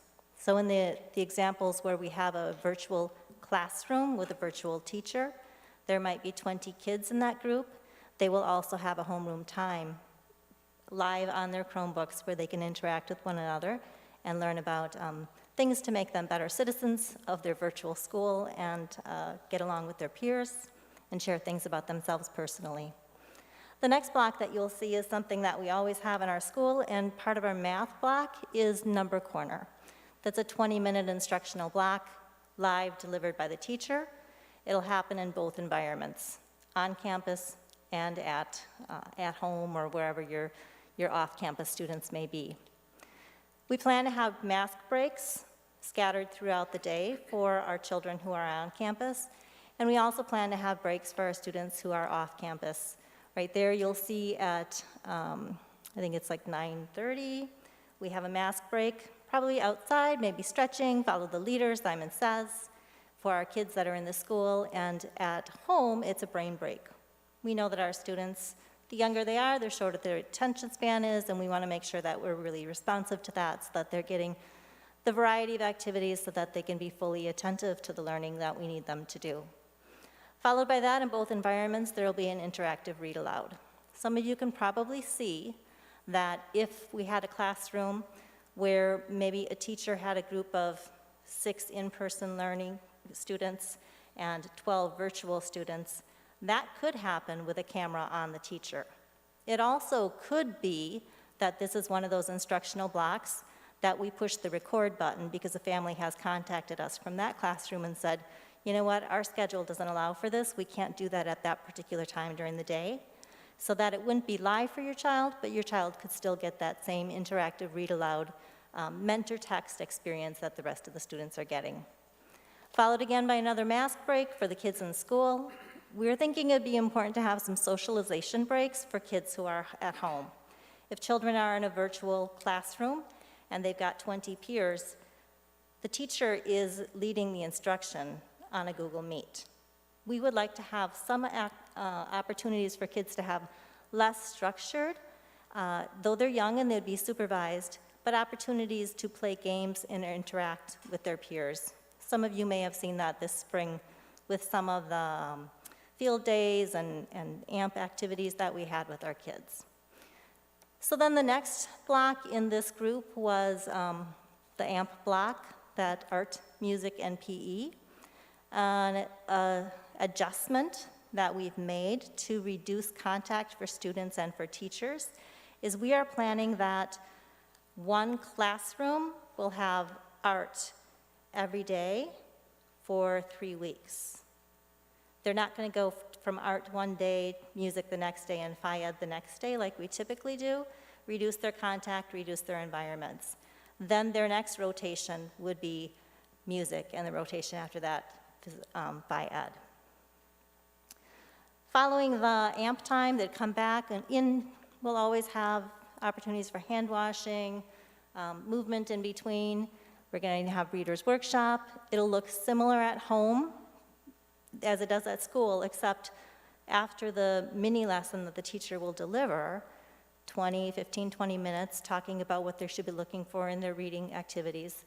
Then the students that are in school will be supervised by their teacher in front of them. The children at home The teacher will probably still be on the Chromebook and be quite available, maybe pulling up small groups or working with individuals conferring with those children.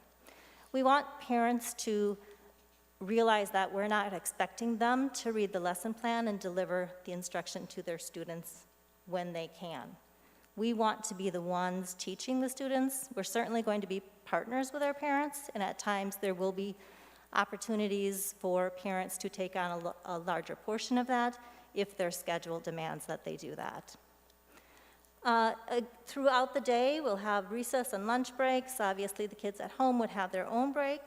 And then we can go to the next slide to look at what the afternoon could look like in our elementary schools. Science and social studies, we're exploring the idea of using a lot of our digital resources to have more of a flipped learning experience. Already, a lot of our social studies and science curriculum comes from resources that might have videos and activities that the kids can do. So children in the school might actually be doing some of that flipped learning on their Chromebooks as well as the students at home.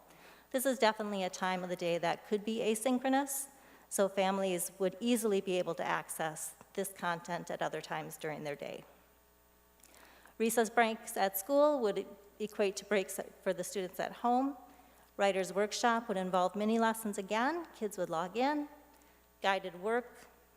I've seen teachers have a writing block with a group of kids virtually where maybe soft music is playing. On occasion, she'll call over 1 or 2 kids. Maybe I haven't seen your work this week. Bring it up. Let's talk. Other kids can just keep working independently. And then ending the day with homeroom just to have some nice closure to the day, some team building, refocus on what they're going to be doing tomorrow, and get themselves ready for their homework or anything that they may have coming up. So again, this is a draft. We've been working on a lot of options. We are still looking at creative ideas and open to adjustments, and we've given schedules like this to our teachers to start looking at and giving us feedback on. Any questions? Based on the parents' responses, have you started to identify different staff that would be doing the virtual off-campus, leading that? Were you able to figure out your needs based on that survey, or where are you at with that? Yes, we were able to use the initial data that we had based on how many students we would have in each learning environment, and then look across the district at the 3 elementary schools and make some decisions based on staff that we knew had communicated an interest in that to us, or we had seen some particular skills. So yes, we have approached staff and we've asked them to be some of the lead learners in the distance learning course that Kirsten and Alan had mentioned earlier. Eventually all teachers would get that training, but we wanted to tap into those teachers who we knew had a flair for virtual learning. Great, thank you. I have a quick question for you, Jane. This schedule was for a first grade classroom, right? So second grade Correct. would be slightly different, third grade would be slightly different, lunch times would be different, recess times would be different. Have you Correct. thought about sending this out or putting it on, is it on the website for your school page possibly? The So parents as could I see said, each of this the is a grades? draft. And we do tend to give parents the information about where instructional blocks are, where AMP is, but this is way more detailed than we typically share out. But we definitely, by grade level, will be able to share this with parents if that is requested. And I jumped ahead in the slides, and I see Todd, is the number when they're null, when we did the parent survey, if it's null, does that mean we haven't heard a response from that Correct. family yet? Correct. Okay, because it looked like at the high school, we had a very high level of responses, but not as much at the elementary school. So I'm kind of thinking some of this information might be helpful for parents to make up their mind, because it seems like we got a relatively big group of undecideds at the elementary. Correct. There might have been a bit of confusion because initially our survey did identify making a decision for the quarter, and then having the second survey be an opportunity to change their mind if they felt that a different model was going to be better for their student.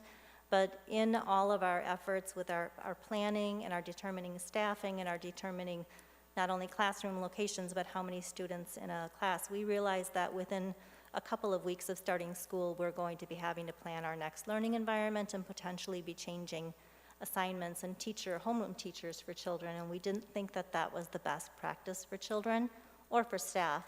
So we have asked families to make a commitment to the semester. Of course, if there is something that is not working for a family on a case-by-case basis, we would address that and try to find a good solution for the family. But for our planning purposes, we do ask all families to go back in now and give us some information about not only the first semester, but what they're anticipating second semester might look like as well. I think it's important to make sure that parents know, though, that if it's not working out at the quarter time, we've been saying all along that the quarter they could switch that and adjust accordingly. Right. Because I think with just questions people have, it's hard to commit for a full semester. And I understand your planning reasons, that makes sense, but Right. I think we need to be flexible on that and let the parents adjust at the quarter too, and as the school year evolves. And I would safely say that all of the principals have been quite flooded with those questions lately. And my response to families is, I will do whatever I can to try and find the best solution for each child. Make the best choice you can for your child at this point. And if at some point it's not working for me, we'll see what options there are. Families likely wouldn't want to make a teacher change at that point, but that might be the only option. And it might be that if we add 5 kids to virtual, maybe we have 5 kids who were virtual that prefer to be in school, and maybe it will work. But again, that's changing that classroom for the teacher, and we really want them to be building relationships, having routines in place, having a connection and a partnership with the families. So ideally, families can make a decision right now that they can live with for that semester. That would be better for kids and for our staff. I tend to agree, but I also think we know that it's likely that a staff member or a child becomes ill, and they've got to go from the in-person to the virtual then. Right? We know that's going to happen, likely. So I would think that if it happens to one person, 3 people, 10 people, we still need to adjust to that. This is unprecedented times, and we need to stay flexible as a district too, and respond to parents if they want to switch back at the end of a quarter and say, hey, it's working really well. I want to get, as you said, back into that classroom where it's in person. I think we should go out of our way to try to accommodate those changes, and vice versa. Yeah, I do agree with you. And one thing that we've been talking about is that if a child needs to be quarantined or it becomes ill and needs to be home, is changing their school environment and changing their teacher and their classmates in their best interest? Or in that case, would it be more similar to when a child is home right now, they have their tonsils out and they're out for 2 weeks, and that homeroom teacher provides the instruction, makeup work, and opportunities to maybe engage with that child on meets on occasion. And we're leaning toward, if it's not a long term, like the rest of the quarter, that the assigned homeroom teacher would take that responsibility of helping that child keep up with the instruction and keep those relationships intact that they have already developed. Yeah, that would be the best option, I think, for the students. Would appreciate that. Families, okay, thank you. Thanks, Jane. Kevin, to your point, we do have a couple slides coming up that speak to the learning environment selection. And the reason the high school has more respondents is because we did not ask the high school parents to make a change this semester. It's the quarter. So those results are from the survey that was done probably a week and a half ago. Oh, okay. If they did want to make a selection, a change, they could, but we did not ask them to make a choice between semester and quarter because the classes at the high school are better aligned to quarter. I can tell you from the data that we're looking at and how it's trending now, it looks like we're going to end up just about in the same spot with an 80-20 split. Mr. DeRosa, all yours. And if that 80-20 split at Webster can remain exactly the same as the first sign-up window, we'll be in a much better spot to hand out schedules on Tuesday. So similar to what Jane had talked about, adding some additional details to the schedule, when you're creating a synchronous virtual plan, the daily schedule really doesn't change for those students who are electing to be virtual. So what I put on the slide is you can see our 6th, 7th, and 8th grade schedule. That has remained unchanged from a time standpoint from the last couple of years from when we made the major change to the schedule. But the biggest change is getting rid of the A-B day and really kind of going to an A-B semester, thus reducing the number of classes a student has in a quarter. So for our 6th graders, they go from 8 down to 5, which is much more manageable, both virtually and in the building, or in the event we all had to go virtual. 7th grade and 8th grade. In 7th grade, we're at 8 down to 6, but we're toying with that piece right now with our world language to possibly semesterize that, to reduce that down to 5 classes as well, to make that a little bit more manageable. 8th grade is going to go down to 6, and that's simply because of all the elective choices and what we all have to get in during a school day. Some of the parent follow-up questions that I've received is what does virtual learning look like at Webster? Not drastically different from what I shared in the other presentation with our back-to-school plan. The big picture is you really have 2 choices, but it's a total numbers game when it comes to scheduling and looking at sections. With the first round of parent selections, we were at 110 students, and it was roughly shaking out to be about 30, 35 in a grade level. So the big picture is a combination of 2 cohorts as it relates to virtual. I think there were some misconceptions that cohorts was referring to students in school. There are no cohorts for the students that are electing to be in school. For the virtual students, however, there is the potential to create a cohort of, say, 25 or 30 students that could potentially be in many classes together as an entire virtual class. A majority of the Webster staff feel pretty strongly that if I'm a teacher and I teach 3 sections, I average about 28, 30 students in a section, and my sections are all 90 minutes long. Most of the staff is saying, as a teacher, I would prefer to have 2 all in-seat students and 1 section of entirely virtual to really be able to plan and dedicate every single day an entire lesson to those virtual students.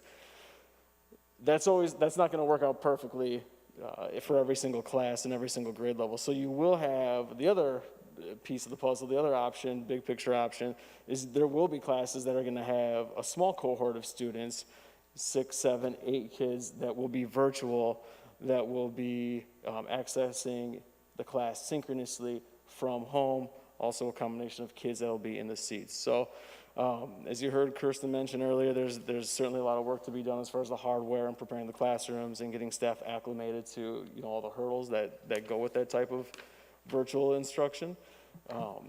But as a Webster staff, that's what we're looking at for the big picture for the schedule. What it specifically looks like within a class period, which is another one of the questions I've received from several parents, that's hard to describe because that'd be like asking, well, what does Mr. Ruff do in social studies every single day? Every class looks different, every content area looks different, lesson planning looks different every single day.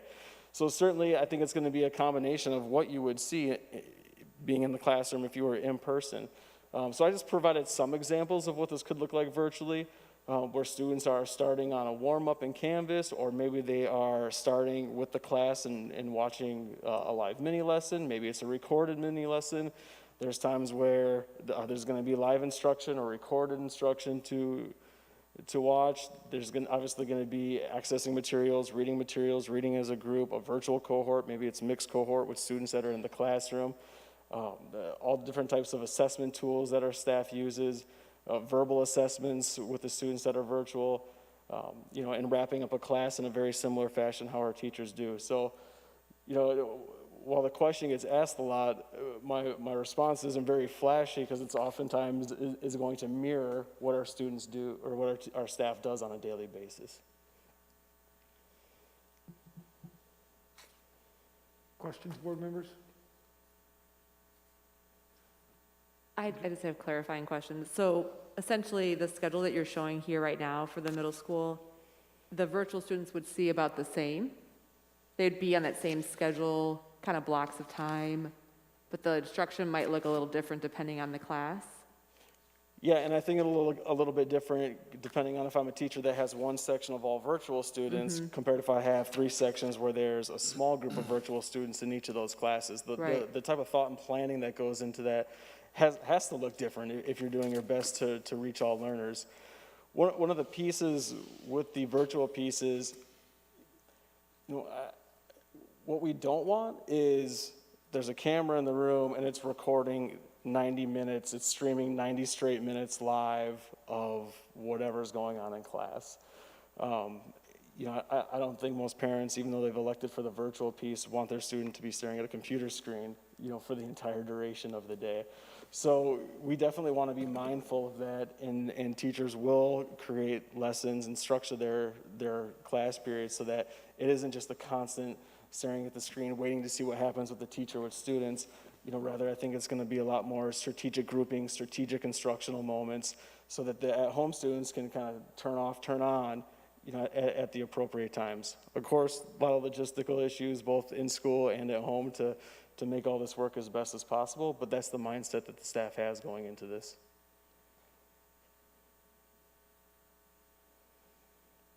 Excellent, Tony. Thank Nice you. job. Thank you very much. Sure. Thank you. Next, we have Mr. Kurth, the high school principal. Good evening. Thank you for the opportunity again to speak to the efforts of our staff to create the best learning opportunity for students. It's been interesting since July 29th. Our building has worked very hard to prepare a building plan that will provide optimal opportunities for our students both virtually and in person. Tonight, I want to take the opportunity to speak about the virtual learning dynamics that will take place and speak to the possibilities and to some of the realities that are occurring. What we're doing, nobody does. Nobody's done it. Nobody is an expert at it, because typically when in the educational realm, you either are offering a virtual class, and our colleges and universities have become proficient at that, and some of us have experienced that, or you offer an in-person class. The hybrid is, with both at-home and in-person students, is a challenge, and it's something that we don't know what is possible yet. Our staff have worked very hard to look at the opportunities of what we can do, and there's a list here. We obviously, observation of direct instruction, that's one of the simplest. Live real-time display of learning on smartboards, whiteboards, and other learning connected applications, observations of labs and activities and experiences, and the list goes on. Ms. Rose has ordered in the necessary items that our teachers need to be as successful as possible. We just don't know what as possible looks like yet. And I can reference a couple of the examples. We don't know what it will look to show a lab. We don't know what it will look from at home. We don't know what a classroom discussion will look like. If I want to speak about a piece of literature in my English class, we don't know what that will look like until we are able to really get our hands dirty and start to practice with this equipment. And most of our staff haven't been in the building since the middle of March. And so our staff have been working very hard. I want to be very clear that our staff are superheroes. They've been working all summer in teams without the direction of the district or myself. They've been working because they have an inherent responsibility that they feel to our students. And so they are as prepared as possible to get in and do their best to offer a top-level instruction, both in person and virtual. And so we're looking at all the opportunities that we can provide for our students. We believe we can provide top-level instruction. I would have preferred to have told our virtual learners that they're getting Polaroids mailed home every day, because everything is better than that then as we move forward. We don't know how smooth the transition will be into our classrooms. So I do want to be very clear about that. The effort will be there. I have no doubt in our 72 staff members that they will work extremely hard to do the right thing and provide the best opportunity for our students. And you can see, again, all the opportunities that we hope to provide our students through the virtual learning atmosphere. Most will be housed in Canvas and Google Hangouts. Canvas continues to be our main housing unit for all of our learning, and it will continue to grow with our virtual learners so that they have access to that information every day. We do plan on live streaming and recording that live streaming, and so that students have the ability to either rewatch or watch for the first time. And we do also have that virtual hour built in specifically so that our staff and students have opportunity to connect outside of the specific class.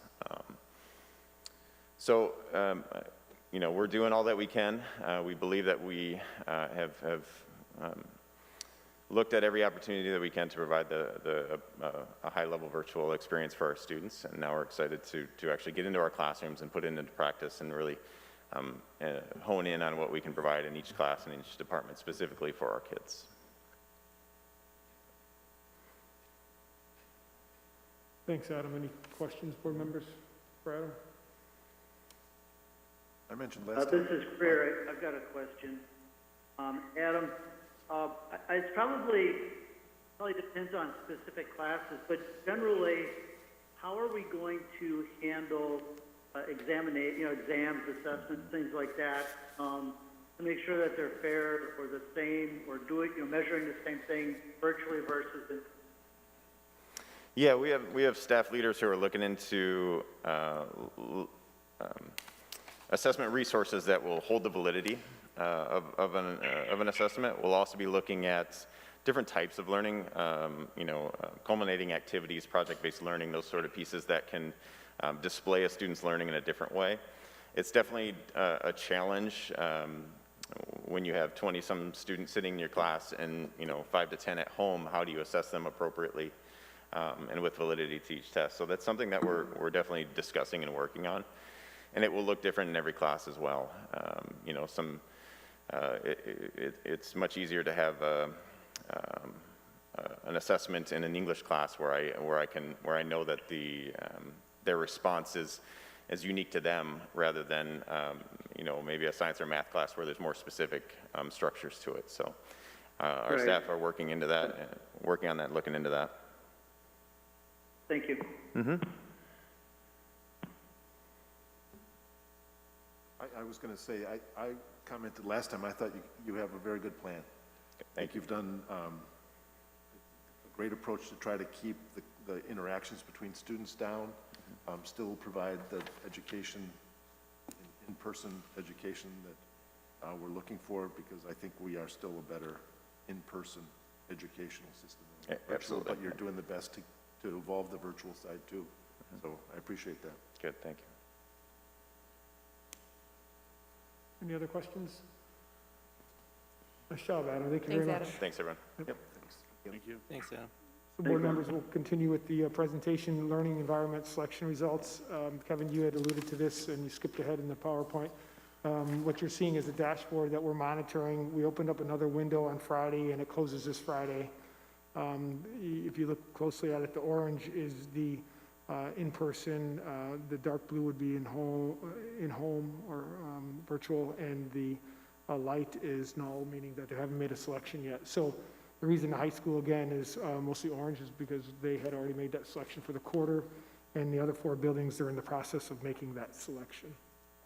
If you looked at those who've made a selection so far, and if the trend continues, as I said, it will be roughly about the same, where we break as we did with our survey about 2 weeks ago. This next slide just shows you an example of the dashboard, a little bit more detailed. This is by grade level for our elementary schools. We are getting parents who are indicating that they are interested in continuing in the virtual for second semester, and I think that does help us as far as starting to develop what does that potential staffing model look like for second semester. Once this information is once the survey closes, this information will be provided to board members through the superintendent update, or if we have the meeting that's tentatively planned for next Wednesday, we'll give you the details on what the selections were of all our parents. Next item is the athletics and extracurricular update. I've asked the athletic director, John Hannum, to come and give a quick presentation on this. I had indicated on the onset of this meeting that we were expecting some guidance from the Department of Health Services. They did not provide that guidance. John and myself were on a conference call with other superintendents and ADs today, so we're moving ahead without that guidance and planning accordingly. So I'll let John give you a brief update. Good evening. Appreciate the opportunity. First thing I'd just like to start off with is, given what our student athletes endured last spring, we're really excited to have fall sports underway. And before I just get into the brief update here, You know, we've had our campus open since July 1st, and, you know, we've had practices, we've had camps, and, you know, we've had, you know, a variety of things going on, and they've been very successful. And, you know, Nicole's data speaks to that. So, you know, that's something that's exciting to share, and, you know, it's something that, you know, want to make sure that we're all aware of. So when we get into our updates here, this Monday we kicked off our fall sports, and our fall sports are always staggered. And the WIA delayed the start this fall, and many of you are probably aware of that. And you see that the sports that started this past Monday. And then the intention is on September 7th, we have football, boys soccer, and then boys and girls volleyball start. Okay, so that's the plan that we're moving forward with here. And we're aligned with the rest of the North Shore Conference to move forward with this, okay? And, you know, we meet regularly with the other schools to discuss this. And the WIA did craft a plan to have the sports take place in the fall, and then they also designated a time period in the spring to play fall sports, if that makes any sense. And that would be in March. So just so you're aware of those options that are there. So we're moving forward with the dates that you see up there, okay? And also, I'm sorry. How does that work? I mean, if part of your conference says we want to, or does the whole conference have to decide? Yeah, so that's a great question. So our conference is aligned right now to move ahead with the dates that are presented here. Okay. Okay, yep. Just having two, it's like part of your conference plays now, part of it plays in spring. Who really wins the conference? Sure. Yeah, no, that's a great question. So yeah. Okay. So yeah. So and then the other thing is you know, with the information that was just shared here by Adam, students that would be attending virtually have the same opportunities for extracurriculars, so that would be afforded to our entire student body. And our coaches, we've met as a large group, we've met individually on numerous occasions, and we're using the recommendations by the WIA to craft plans that will be in place for social distancing. So our practices and competitions are going to look a lot different than what they normally would. And just to give you a few basic examples, and I have some underneath there, just the simple arrival and exit of practice is going to be different. The thing that we keep stressing to our student athletes is no congregating, okay? And, you know, just how you start off every practice and end it is everyone comes together. And that's something that you just don't see anymore among our practices, our camps, and everything that's taken place since July 1st. And then all of our drills, we have the necessary spacing. But the thing that is important to understand is that soccer is going to still look like soccer, volleyball is going to look like volleyball, and football is going to look like football still, okay? And then with our locker rooms, those will only be used in situations of necessity. So at the end of the school day where we need to change, and that's it, okay? So for competitions, up until school starts, the locker rooms will not be used. And our clubs, all of our clubs will still move on, except they'll meet virtually, okay? And I've been communicating with all of our advisors, and we feel that this will not be an issue at all. They're devising plans right now to provide an excellent experience, and this is just to mitigate person-to-person contact. And then, as I referenced before here, the WIA has created sport-specific guidelines.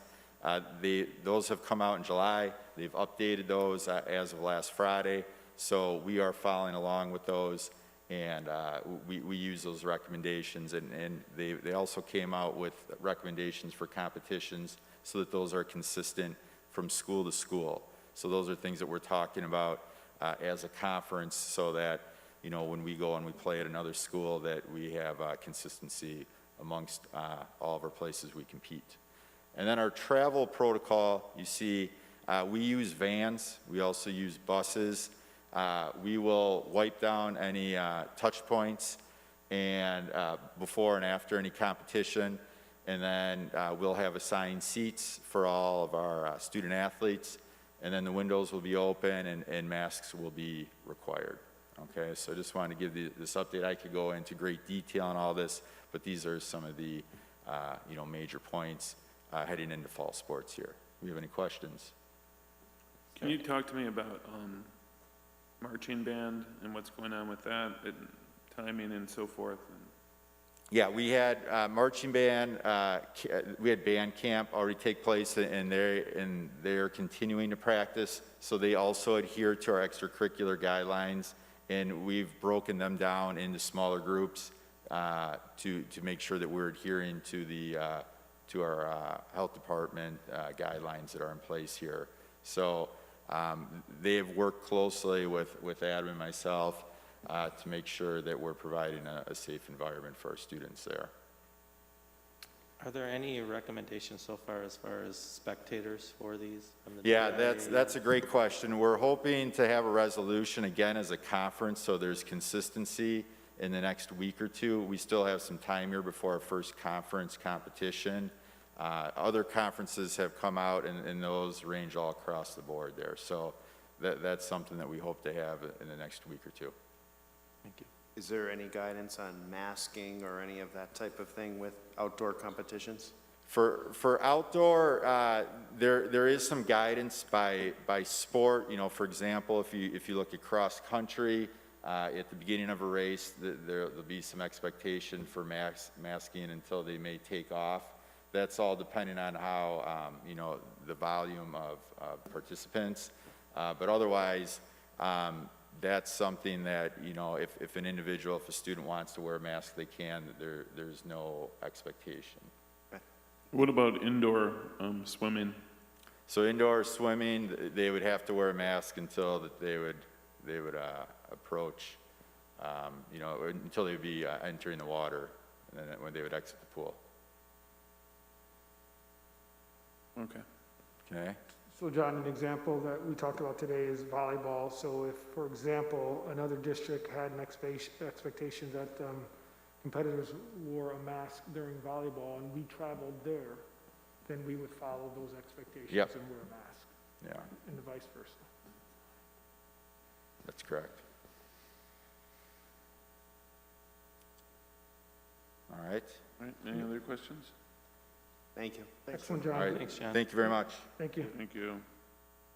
The next section is the last section. Board members, at the last board meeting, I had indicated that it may be wise for us to have in our back pocket another alternative to the current option we're providing Monday through Friday and the virtual. And what I shared is that we want to make certain that whatever we provide, we continue to follow our guiding principles, access, quality, and safety.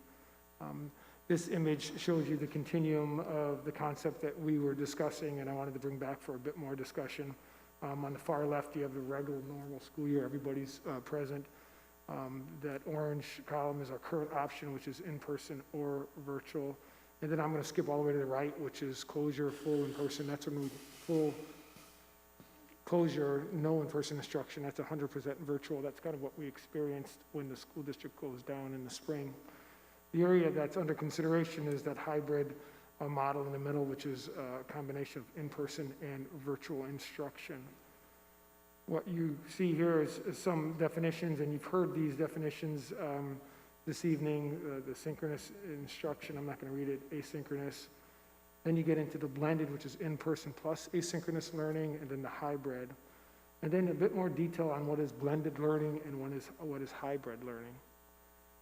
You hear those terms kind of interchangeably, and there is actually a distinction there. And I wanted to make certain that you and the public sees that there is a distinction between blended and hybrid learning.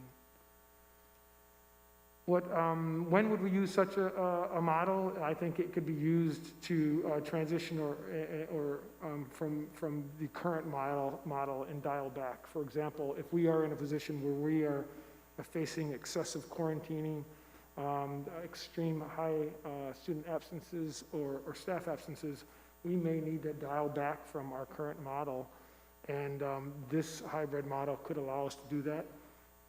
Or on the opposite end of it, if in fact we had to go to a complete closure for whatever reason, maybe by order, and we wanted to phase back into a in-person model, the hybrid model could be used at that time. I had mentioned that it would be wise for us to have some guiding key parameters around what this model could look like. And so I have 5 bullet points there just for consideration. It does allow us to, if we were to go to a hybrid, it does allow us to cut a class in half. So we're talking about a class section of 24 and saying 12 of those would be in person and 12 would be at home. By doing that, it allows us to maximize social distancing. I think it's important that whatever model we come up with, we are continuing with the pacing of the curriculum for both of those cohorts. If it's possible, it would make sense that we would cluster families in those cohorts. That way you're not having someone in school and while someone's at home, and then it's causing undue stress and pressure on the parents to always have a parent home. And I think it's imperative that we maintain the current number of transportation routes.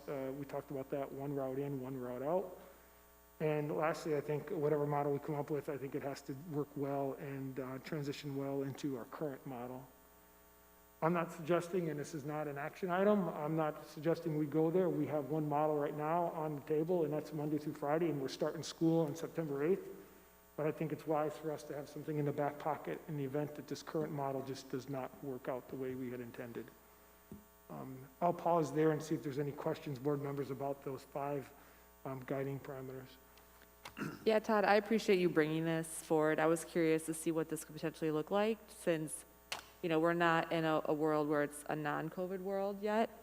And so we need to have options, whether it's to go out or to come back in. So excited to see this. And when you say the AB cohort, that would be like A, students are in Monday, Wednesday, B, students are in Tuesday, Thursday? Like, is it every other day thing? It could be that, or it could Okay. be a variety of that. Yeah. AA could be on Monday and Tuesday. Sure. B could be on Wednesday and Thursday, and then we can have alternating Fridays. It's a lot of different options that exist there. Yeah. By deciding or by giving us this guidance, then I'd sit down with the administrative team and we can develop. There's plenty of now hybrids out there that we can look at, and I think that it wouldn't be too difficult to come up with one. But, Yep, and I think too, just, you know, it was a lot of shock last time when we had to pull out of school suddenly and drastically. So I think any opportunity to just have conversation around other options that could become a realistic world for us is just really important, so we can talk through that. People are prepared, they can bring comments, questions, concerns. So I do appreciate you bringing this up because this is a very real possibility. we're entering uncharted territory, and so it's just wise to be prepared. Yep. I think it's a great idea to be prepared, and, you know, like Kristen said, I mean, we didn't know we were gonna head down this road, so it's good to have all the avenues covered like you are, so appreciate it. Any other comments, board members, on those 5 parameters? I think if we can use those, that would guide us in the development of that hybrid model. I just have a quick comment. Just based on how I understand this to work, I'm personally, if we get to that point of doing a hybrid model, I prefer the hybrid versus the blended approach, where kids are going home with homework and only coming for part of the day. I'd rather see them in school all day, if possible. We'll bring back whatever model it is that we create to make certain the board is comfortable with it. But thanks for your input. So next item is just communication, board members. So we're continuing to move through to the start of the school year. We have tentatively set a board meeting for next Wednesday. I think we've had a board meeting, you can see a number of them since July 15th, but just want to be prepared in case there is a change in anything that we need to discuss. So that's a tentative meeting set for August 26th, and then the first day of school is set for September 8th. And, oops, I'm sorry to the public, but there's the timeline. And lastly, I've encouraged everyone to visit our website. Karen Egerhoff has done a wonderful job of populating all the information that's presented at board meetings on our website. There's an FAQ section, and the individual school plans that have been presented are also on our website. So continue to frequent our website and you'll get the latest information. Can I ask a quick question? Some of the emails I got recently, people were under the impression that there was going to be a vote on this topic tonight. That really wasn't the intent, to have a vote on this that I'm aware of. So Kevin, that's a great question. So back originally when we laid out this particular timeline, we did have this date noted as a vote date. But as we began to develop the plan, we needed guidance sooner, and we wanted to bring the details to you quicker. So if you recall, we voted on July 29th. The plan was voted on then, and since then, we've just been bringing updates to you. So there was no intention to vote on it today. It's not on the agenda to have action. And I'm still a supporter of the plan that we came up with in the past, and I am curious as we get closer or as we adjust, if we need to do any hybrid adjustments or blended, those discussions. And I think it's worth planning for that, how that would work, but I'm still comfortable with the current plan in place, personally. Thanks, Kevin. Todd, what if people look on the website here and they have questions that are not covered here, like some specifics? Should they go to the building principals, or how would you like them to address those questions? Who should they email? Yep, they can certainly email the building principals, they can email any of the directors, they can email Karen Egelhoff. There's actually an email address that's associated with the FAQ, so they can submit their question there and we will address it. If it's very specific and they leave an email, then we'll follow up with them. If it's a general question and it makes sense to post it on our FAQ, we will do that. Thank you. That concludes our review of the entry plan, board members. At this point, I'd like to take a 5-minute break and reconvene at approximately 8:50. 5-minute break, please.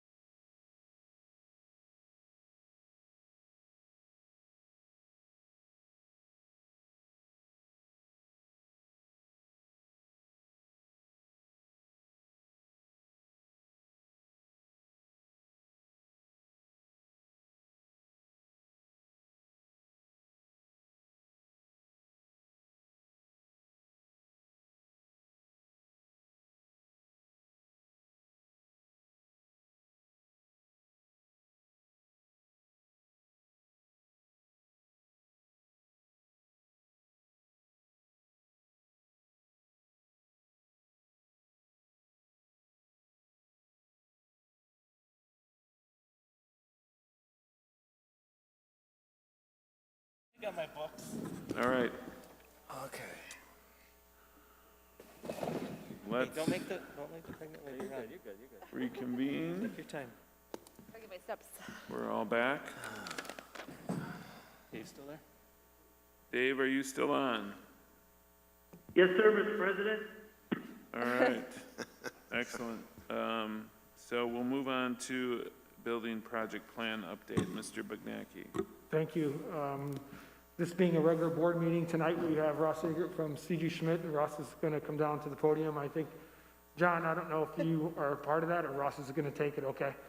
And we're going to have our usual update on our building projects. And hopefully, board members, you've had an opportunity to at least drive around and take a peek at them, the landscaping and the exterior of our buildings, and are coming along nicely. And I'll extend that invitation to you again. If you ever want a tour of any of our buildings, please don't hesitate to reach out myself or John, and we'll arrange a tour. Welcome, Ross. And thanks for your patience as we went through our reentry plan. All right, thank you. Good to be here tonight, and we'll do a quick update on progress over the past 30 days. Again, you see the three major themes of the project from its inception. Overall schedule, we're at a pretty significant milestone here. Our phase one, if you want to call it that, is ending, and that will include the conclusion of all of the work at the elementary schools and the middle school, and then the progression and our focus at the high school on phase two work, which is the south end of the building.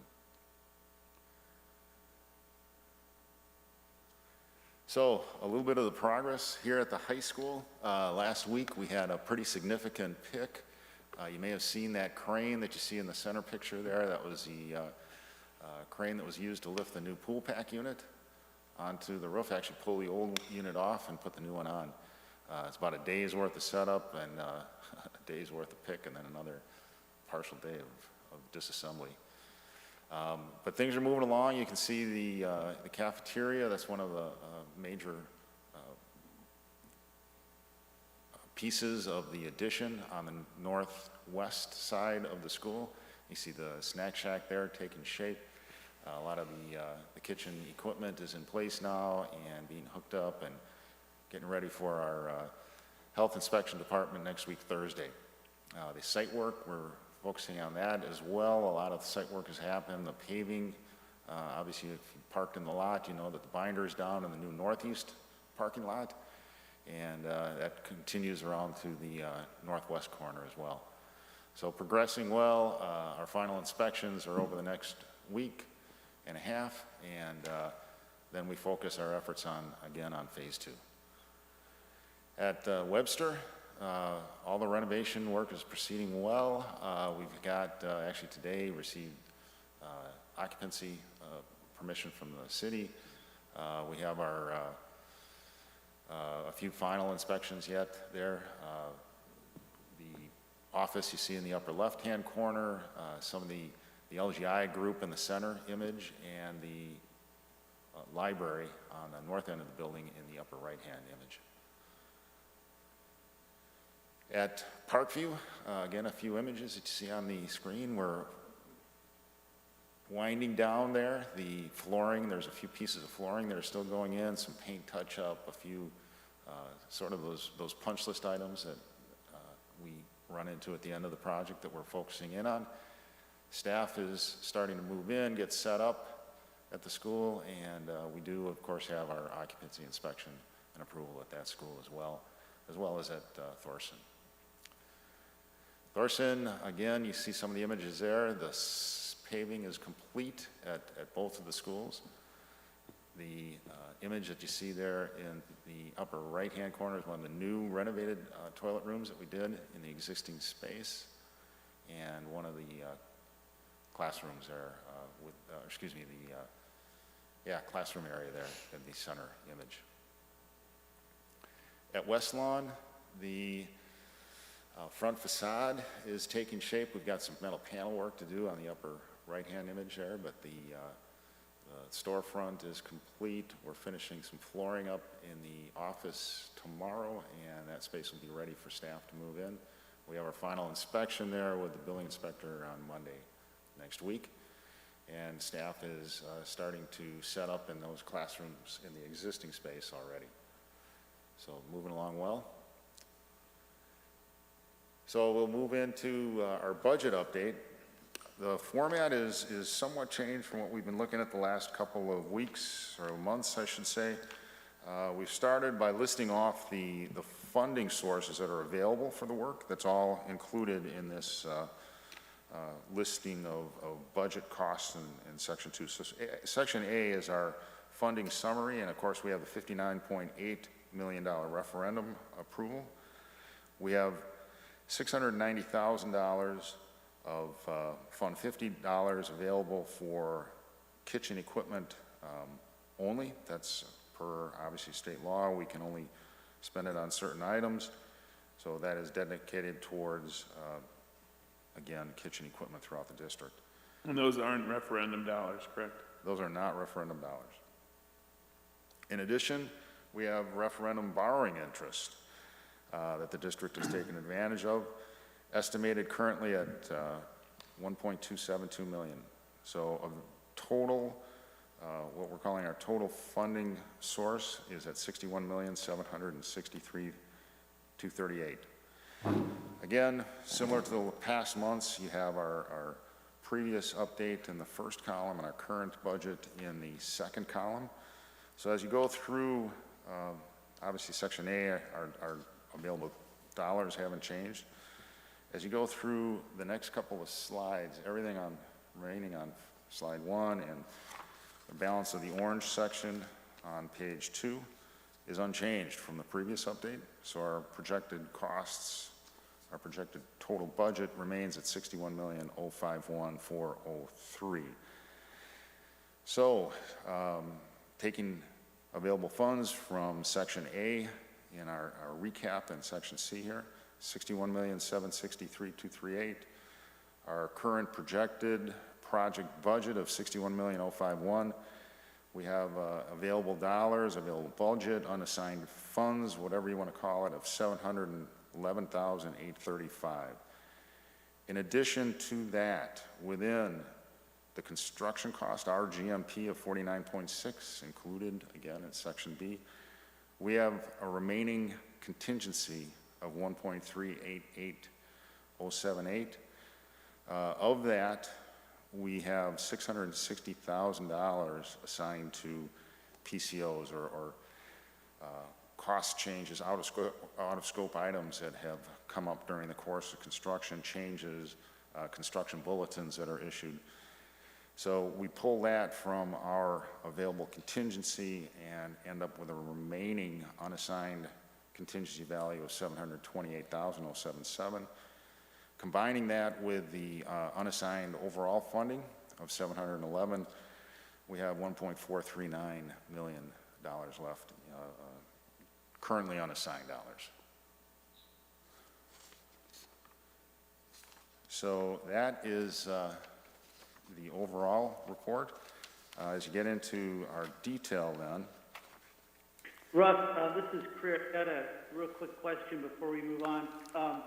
The $1,439,912 number, does that include the interest credit? Yes. Yes, that takes so that without the into account. interest, without the interest, we're at like 88,000 left, basically, of the of that 4 million contingency that we built into the project. Of the 1.439 remaining, yes, 1.272 of that is interest income. Correct. And the interest income, as I understand it, and maybe Ben can explain this better, but this isn't profit, right? This is, we borrowed $40 million at like 3.5% early. And then we invested some of that, and we earned like 2.25%, maybe 2.4%, and that generated some income. So we're basically earning interest, we're earning 2.5% on money we're paying 3.5% for. So this isn't profit. This is money that we would use to, I guess, offset the amount we're locking in at 4% rather than at a lower rate if we had borrowed later. Right? It's not profit. Yeah, it's not, Dave, this is Kevin. It's not a profit line item. It's like having your savings account giving you interest. And when you get that interest, what do you do with it? I mean, you keep it in your savings account. Well, it's more like taking out a home equity line at 5% and then investing a CD with that money at 2.5%. You're still negative. But what do you do with that 2.5% income? It's a source, it's listed on that earlier page as a source.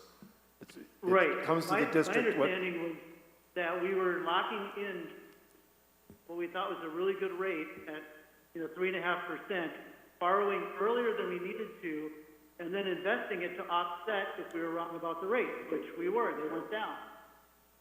So you would use that to offset. You would return those funds to the taxpayers to offset the higher rate and the early borrow of the $40 million. You're saying, Dave, that you thought we borrowed too much and too early? Is that what you're saying? No, I'm not saying it's too much. I'm saying our strategy was to borrow, to lock in more than we needed, the $40 million early, because we thought, this rate was going to be really good rate. And I think it was like 3.5% or something like that. We didn't need the $40 million at the time, right? That's why we invested it. So we would use that income to offset the amount of money we paid on early borrow. We could have borrowed $20 million and then waited several months and then borrowed another 20 instead of investing it, and we would be money ahead. Well, floating, Ben can speak to this better, but floating the bonds isn't just like going to the bank and getting a home equity loan. It's much more complicated than that. They got to price it out. They do the rating of the school district, which again has not changed over a decade at least. Right. The rating has remained the same, but it's not a real simple process. It takes about how many weeks do you think to do that, Ben? From when you start talking about doing a borrow until it closes and you About 6 to 8 weeks, I would say. You have to go through a credit rating process, get it approved, put out the bid, all those different. What was it, 6 to 7 or 8 weeks or something? Yeah, I would say. About 2 months, Dave, Yeah. it takes to do that. And I'm not saying we did anything wrong. I think what we did was smart. I think what would be wrong would be to not use this income to offset the borrowing costs. If we're going to spend this money as well, then we basically bumped the referendum up by $1.5 million. No, the referendum stays at $59,800,000. That's what, by law, that's what went out to the public. So that's fixed at that amount. What we're hoping to do is we'll have, hopefully at the end of the project, extra money in our sources category, meaning our ability to pay for things, than we spent. And at that point in time, if that money's available, we could say, what do we want to do with this? Do we want to lower our debt service? Do we want to, what do we want to do with that? And that's a decision at the very end of the project. We're Right, and that's what we were two-thirds of the being way careful through. with that $4 million, I thought, but now it's gone. So now we're down to this money that is basically an interest offset, not a profit. I just want to make sure everyone understands that. Yeah, I don't think anything's a profit really in this. You borrowed the money. If you remember our projections, I don't know, I don't want to put you on the spot, Ben. Do you remember what our interest rate we modeled in the referendum? Originally, we were planning for 4.5, and then we lowered a little bit to 4.25. If you remember, we locked in the largest amount, that 40 million, the earliest we can, just because at that time, the market was very favorable, and we wanted to lock in the largest sum of money to lock in that interest rate. Hypothetically, we could have balanced or spread it out more over, multiple months or whatnot. But you know, the market could have went up, it could have went down. It's, you know, it's, you just kind of take that gamble, and based on kind of where we're at that point, we wanted to lock in that large chunk, and we did get a favorable rate of that 3.5. So So that's our average cost is about 3.5%? that was just on the first borrow. The next two borrows of 11 million, 9 million were 2.16%. Okay. They're a little bit different in terms of their smaller amounts and they're for shorter durations, and so that played into the interest rate. Not to say that if we borrow $40 million later on, that we'd get 2.16 on that amount. There's a lot of factors to play into that. So Right. those lower amounts, those lower interest rates did bring our blended rate down to, I think, just over 3%. About 3%, yeah. So Dave, on the savings side, there is a savings there from what we modeled in the referendum, going from roughly 4% down absolutely. to 3%. Over the life of the referendum, to every year, those interest costs are lower for us than we projected, that is true savings for the taxpayers. So, That's right, because they took a conservative approach, right? So I guess my point is, I want to return the funds to the taxpayers. But that's, I mean, because it's not, again, it's not profit. It's money earned on money we borrowed for more. Okay, yeah, there's no profits in construction, I guess, that, yeah, so I agree with you on that part, yeah. Okay. So we're continuing with the work on the project. Clearly, there's another phase, and there's contingency there. Those dollars are there in the event that things surface that we didn't anticipate, so we could pay for those things. And we'll cover some of those tonight. I think We are coming up gonna- in the slides, there'll be Potential change orders. what those and were, PCOs. yes. Yep. Mhm. And to your point, Kevin, as we work through this project and we begin to wrap things up, there's going to be dollars there, and then it's the board's decision how they want to manage those dollars. Because we talked, it could go back to the taxpayers, it could be used to pay down debt, it could be used to cover some capital improvement projects that are drawing down funds from our Fund 10. So there's a number of different options, and those are the options that we'll have to discuss with the board as we near an end of this project. And that's a good discussion to have, because it means we have extra money left over.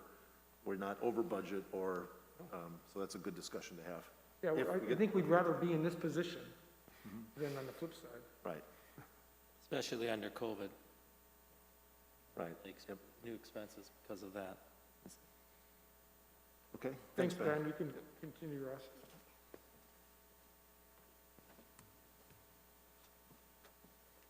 All right, we'll go briefly through the balance, the detail of the budget. And on the page that you're looking at right now, this is just a recap of our GMP, the 49.6 million GMP. Again, you can see that we're over that number by 660,000 in PCOs that have come up that we're, again, using our construction contingency to account for. And that number has gone up, as you can see on the right-hand column. That's the delta from the previous update that we went through. It's gone up by 82,651. And our contingency went down a bit. We were at 1.510 million, to see at the center near the bottom of the page. We're currently at 1.388, which is what I reported on the overall project summary. So we've used up about $122,000 in contingency since our last meeting, and I can show you the detail on that on the upcoming pages. On the next page, you see where we've spent contingency at the various schools and what their category or their classification is: currently approved items, proposed items, and estimated items. Again, leaving us a balance of 1.388078 at the bottom. On the next page, you see our recap of allowances that are built into the GMP. Initial balance in the first column, $870,700. We've projected costs to date. You can see that we're over on the winter conditions. We've gone through this in the past. However, those items that are highlighted in red are items that we're not going to have any costs in our GMP, partially because of costs being picked up in other line items. The furniture budget picked up the first and third item highlighted red. The terrazzo patch just turned out to be less of an issue, so we're not spending that $80,000. So I think at the end of the day, at the end of the project, we will have some available dollars in the allowance category. On the next page, this is the budget detail, or the PCO, if you will, detail for the various schools. First page is high school and West Lawn. Items that have changed since the last update, I've highlighted in yellow. One of the things we did with the 82-651 was to replace the domestic water heater system at the high school, which was failing and needed to heat domestic water for the new kitchen. So that 82-651 is the only change at the high school and West Lawn. On the next page, Parkview and Thorson, you can see no highlights. Nothing has changed since our last discussions. And at Webster Middle School, on the next page, again, nothing has changed since our previous discussions. Then we get into our contingency. Again, we spent $122,000, I mentioned earlier. You can see that those items have come up at the high school. CB number 21, that's construction bulletin number 21 that was issued by the architect design team. We added some cord reels and some parking lot lighting in the northeast parking lot. Those were things that were not previously described in the bid document, so we didn't have them accounted for specifically. So we're using contingency dollars to account for those now. And then coordination on AV, audio-visual requirements for the high school. Actually got cut off a little bit at high school in West Lawn. Added raceways and outlets totaling $48,869. Those are both estimated at the time of this report. We're vetting that, and when it is fully vetted, we'll take that to the approval team and get that pulled up to approved, hopefully. So those are, I should back up. There's no changes at Parkview Thorson contingency, no changes from the previous report, and on the last page, no changes at Webster contingency. Are you, as we're getting several weeks out from opening now, are you comfortable that, like, I drove by West Lawn the other day, it looked like still a lot of work to do on the front of West Lawn. Is that on track to be completed before school opening? Okay. Yeah, it will be done, yes. Okay. All right. So sliding into the finish line. All right. Okay. And same at the high school. I saw as we toured a few weeks ago that the new second floor space was almost completed weeks ago. Yeah, that's looking really good. The second floor, the kitchen, we're again heading towards our health department inspection next week, Thursday. Okay. Our final inspection on either Friday or Monday of the following week. Okay. Oh, for final or TCO, temporary certificate? Do they do like temporary certificates of occupancy in Cedarburg? Yes, yeah, okay. absolutely. Okay. I don't know if there's other questions from the members. No other questions. Thanks, Ross. And again, your team has been doing a fabulous job heading to the finish line for phase one here at the high school and finishing up at the middle school and the other three elementary schools. It's great to see those spaces come together, and I know the teachers are excited to move into those spaces. And it's part of the challenge that we're facing, board members, because we have new spaces. We're in a COVID environment. We have to get occupancy, and teachers are ready to get in there and start setting up their classrooms. And so our teachers are being asked to do a lot, and to kind of, it's the pause button right now on some of them because they can't get into their spaces, but they're going to be very excited when they get into those spaces. Thanks, Ross, for all you're doing. Thank you. Thanks, Russ. Thanks, Ross. I think the next item is we get into recommendations, Chris, and there is an item there that has to deal with the building project. And John, are you speaking to this, or is Ross going to speak to this? Can I just keep rolling, Chris? Is that okay? Absolutely. So the recommendations, the first item is the board may take action regarding the CHS band room acoustical work. Ross is going to speak a little bit to this. This item had been vetted through our core team. It went to Buildings and Grounds, and now it's coming to the full board. And it was a recommendation from Buildings and Grounds to come to the full board for consideration and approval. In a nutshell, what we're looking at is trying to eliminate sound drift from the band room into 9 classrooms, a number of classrooms on the first floor and the second floor. We looked at providing some remediation in the classrooms and looked at that cost, and then we looked at providing just remediation in the band room. And when we did the cost analysis, it made sense that we just address the band room, which would eliminate and take care of the sound float into those other 9 classrooms. Historically, those are 9 classrooms that are not desirable for our teachers because there is sound drifting out of those rooms during instruction time. And we had an acoustical engineer in there, and they were there when school was in session and they could hear the band.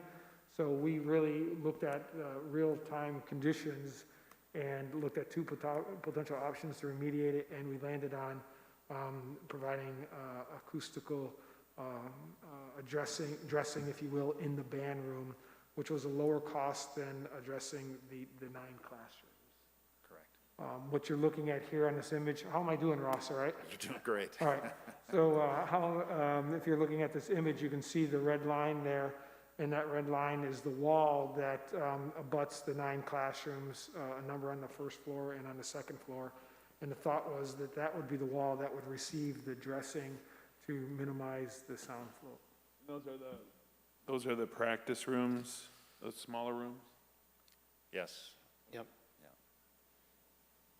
How long would that be out of commission, the band room? We look at doing this in the summer of next year, 21, if this were to move ahead, because it's going to be disruptive. We need to take down ceilings, we need to remove cabinets from the wall, and then build that new wall.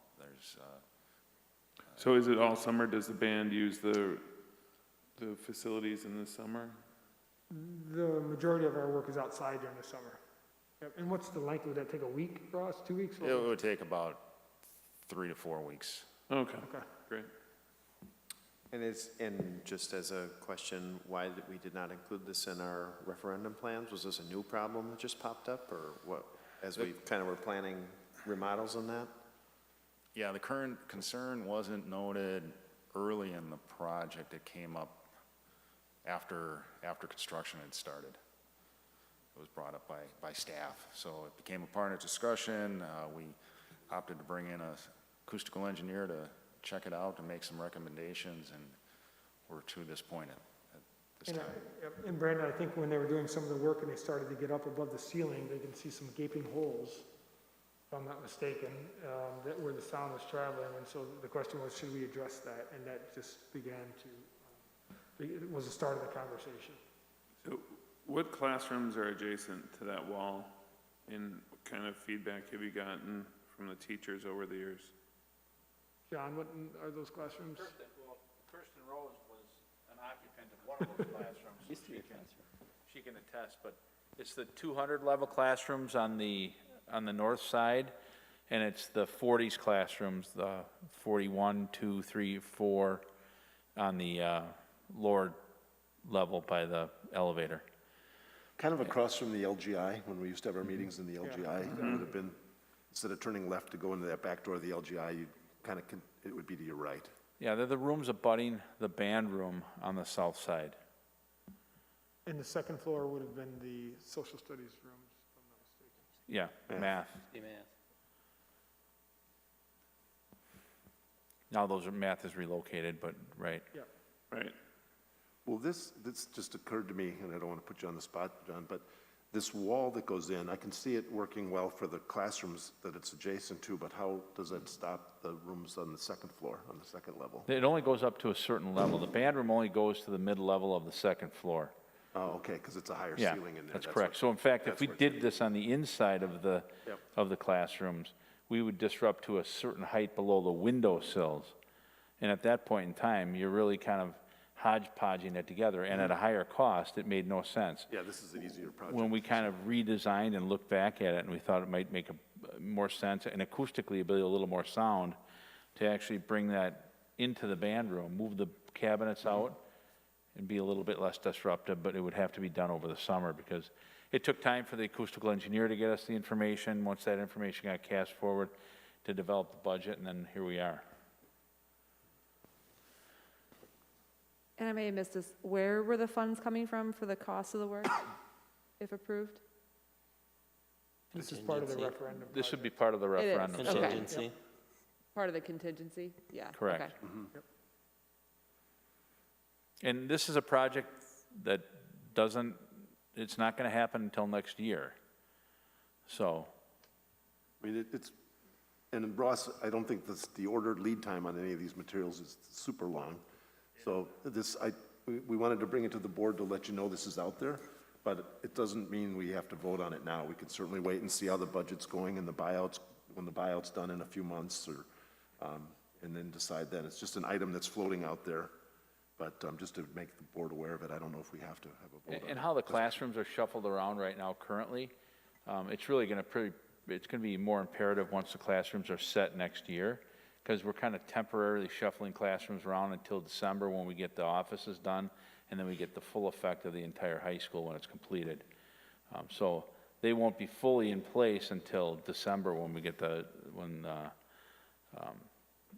phase 2 is completed and the high school offices are in place, and we start to make those moves.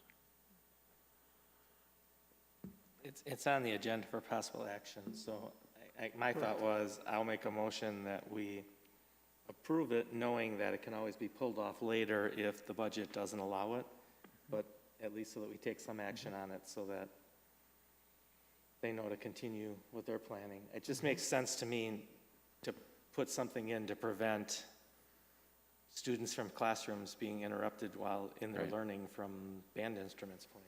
And my office abutted that area on the what would be the west side, and it was unbelievably noisy. Now that side of that has got a firewall that's been put in place, so they got double protection on that side. It is really truly the what would be the south side of the band room that is in need of soundproofing. It's just something, that does happen when you do building projects, that we missed it. It just should have been done. I mean, I make a motion, we approve it knowing that it can always be pulled if funding doesn't allow it. I would support that, if we can, Ross, if we could add this as like approved or tentative, so that we don't forget about it later on. And before you order materials, next spring, we think that if there's a need to say, wait, we're running out of contingency, we don't want to do this, or we can't afford this project. Correct. I would, if that can be done, I would second the motion. Perhaps this is an item that, Ross, as you present your budget, we can have it just in a parking lot there, knowing that it's been approved, so then we can just monitor the contingency. That makes sense. Yeah, that makes sense. What Kevin said is good with you? Yeah, that's what I said. He just reworded it into Kevinism. So Kevin, is that a second? Yes, it is. All right, we have a motion and a second. Any further discussion? Yeah, I've got some concerns because from the very beginning, when we had the, 4 million contingency, the conversation was that we were going to try to return as much as possible back to the taxpayers. I don't have anything personally, I don't have any personal issue with the band room or anything like that. My issue is that we are almost out of the funds. And the fact that we overborrowed at 3.5% back in spring of 2019, so much that we earned $1.5 million of interest on the borrowed funds, I think we got to plan on putting those funds back to the taxpayers to offset the cost. And we just don't, there's almost nothing left in the contingency. So I don't think we should do this right now. We don't know what else is out there. I'm also with Dave, just on the basis of so many costs coming up with COVID, just out of our regular budget. Just committing funds for this just does not make sense right now. Even if we do get a chance to review it later, I just think we can just table it and talk about it later. So I'm with Dave on this. Dave, I just want to correct you, though. You keep saying we over borrowed, yet earlier you admitted that it was a good decision to do, so I just want to correct that. Oh, yeah. Okay. Yeah, I don't mean it in a critical way, but what I mean is that we borrowed more than we needed at the time, and the thought was to lock in what we thought was a low rate, which I still think is a good idea. But my point is that we should use the interest we earned on the overborrowed funds to offset the interest we paid on those funds. And I agree, we should be giving back the most to the taxpayers, but when we put an addition onto a school and we are having classrooms that teachers don't want to teach in because of the sound of the band, we should have caught that way earlier. That's why I wanted to move forward on it now, knowing we can always, if we start having overrun someplace else, we can always pull it. And it's just being put into the file saying, yes, if we have the funds, we can do this. Any further discussion? Chris, just a point of clarification. Brandon, you had mentioned the COVID cost, and just to be clear, this is all referendum dollars, and none of those referendum dollars are being used for any kind of mitigation with our COVID measures or equipment or PPEs. I understand. I just think the optics are what they are. We have a lot of expenses coming up. Thank you. Understood. Well, I think earlier, didn't we have a list of potential running projects that if we could, we'd use it for contingency? I think for me, I'd rather not go to any approval, but like to Todd's point, just put it on that parking lot and just make sure we go back, because we might have to tier certain projects if other things come up. So I don't know if we need an approval tonight for that, or if we can just parking lot it with other items. Okay. Any further discussion? All right, we have a motion and a second. We'll do a roll call. Leach, Aye. Hadberg, Nay? Greer, Nay. Cox, Aye. Kennedy, Aye. Goldbeck, Nay. and Reimer is a nay. So motion does not pass. So to your point, Kristen, we could bring him back if we wanted. Mr. President, you guys cut out. I didn't hear the vote. Sorry. Did it pass? You won. It did not pass. Okay, thanks. But it'll be on the parking lot to re-review, correct? Yep. Okay. So how much should we pay for the sound consultant?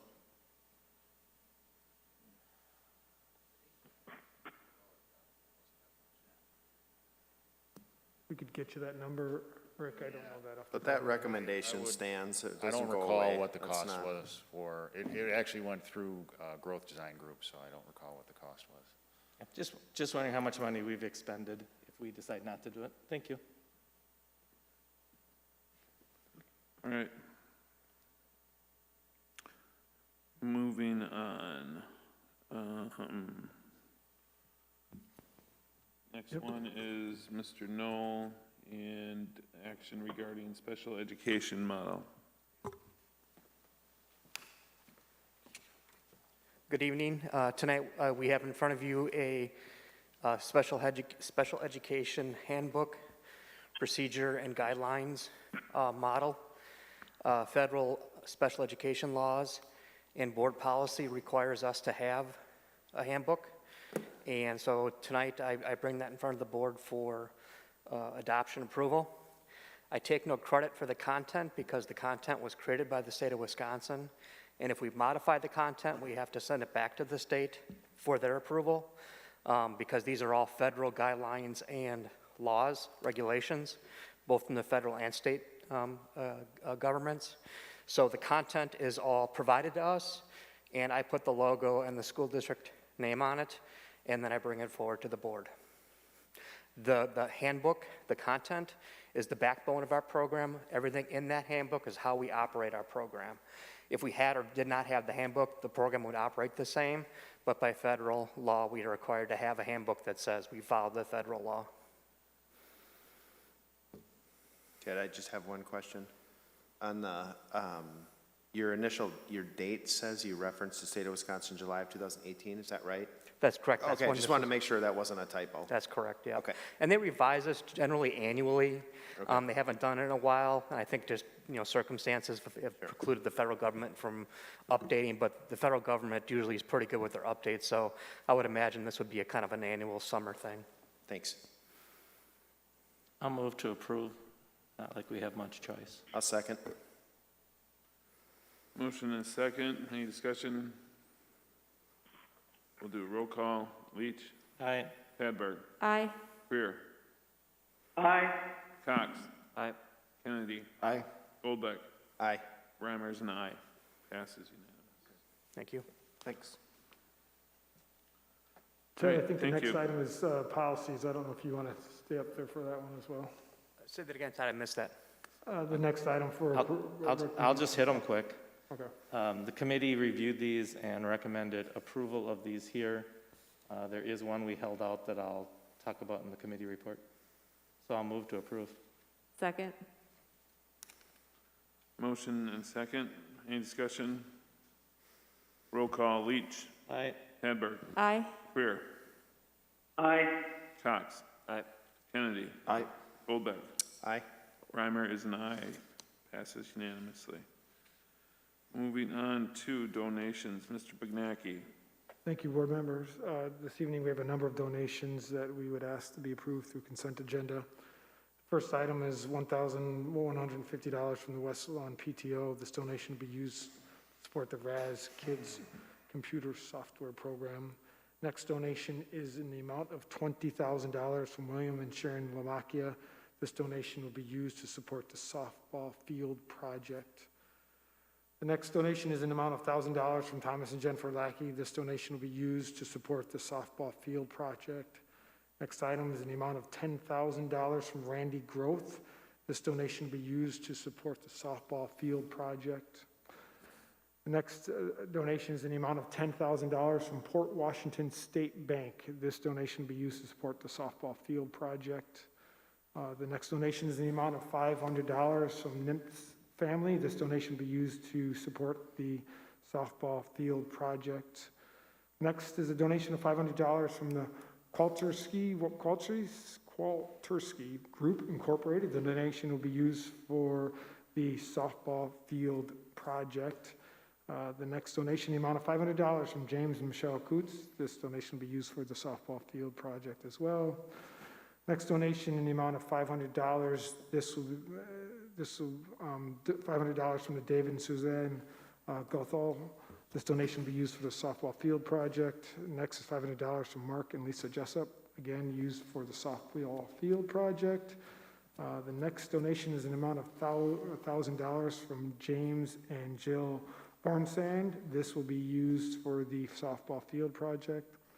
Next donation in the amount of $1,500 from the Cedarburg Fast Pitch Club. This donation again used for the softball field project.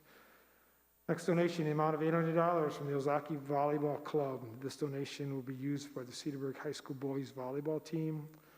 Next, a donation in the amount of $1,350 from the Ozaki Volleyball Club. This donation will be used by the CHS boys volleyball team. And the last donation in the amount of $29,580 from the Cedarburg Education Foundation. This donation will be used to purchase 17 3D printers across the district. I ask that the donation totaling $49,000,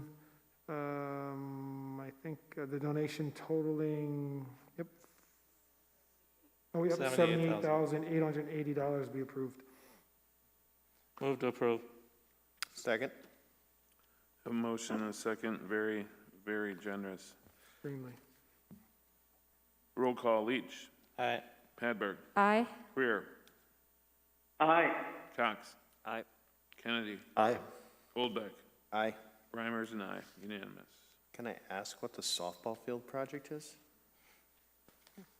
My understanding, John Coster's still here, but my understanding, it was to install a new fence along the outside of the field. So sponsorship on the fence and an official fence versus the temporary one we've had out there. Okay. Thanks. All right. Moving on, Transportation Committee meeting. Mr. Creer, we kind of already touched on this. Dave, do you want to add? Yeah, I think we handled all that already, last time. All right. Nothing's happened since then. All right, Buildings and Grounds. Kevin, I know we talked about a lot of this already. Do you have anything to add? No, we covered most of it tonight. We did talk about additional staffing of custodians on a temporary basis during COVID for cleaning the schools during the class day and at the end of the day, and some sprayers, electrostatic sprayers and other devices that they've got to Sure. keep the schools as clean as possible. Okay.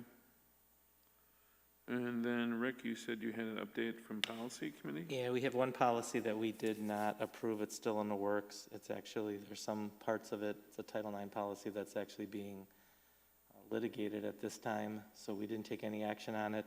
There's no penalty to us as long as we're in the process of passing it, so it is in the works. We are in the process, but we didn't want to just approve something that have to go back and change it later, so we're still working on it. So waiting for the outcome of the litigation. Well, that and just reviewing some questions we had on it. The only thing that we did instruct Todd to do is legally, if there is a claim under it, we have to use the language that's in there.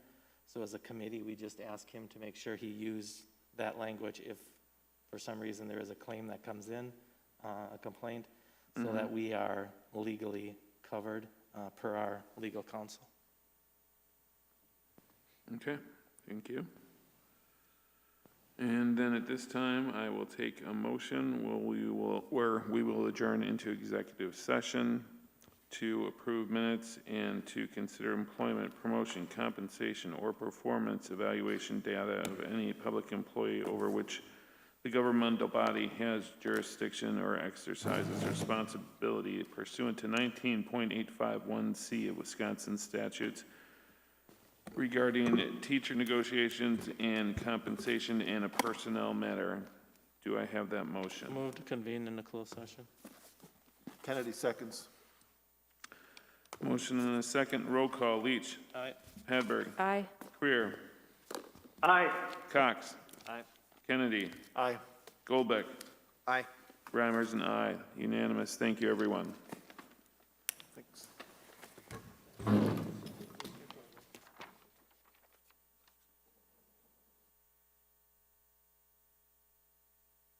Box behind us for the closed session.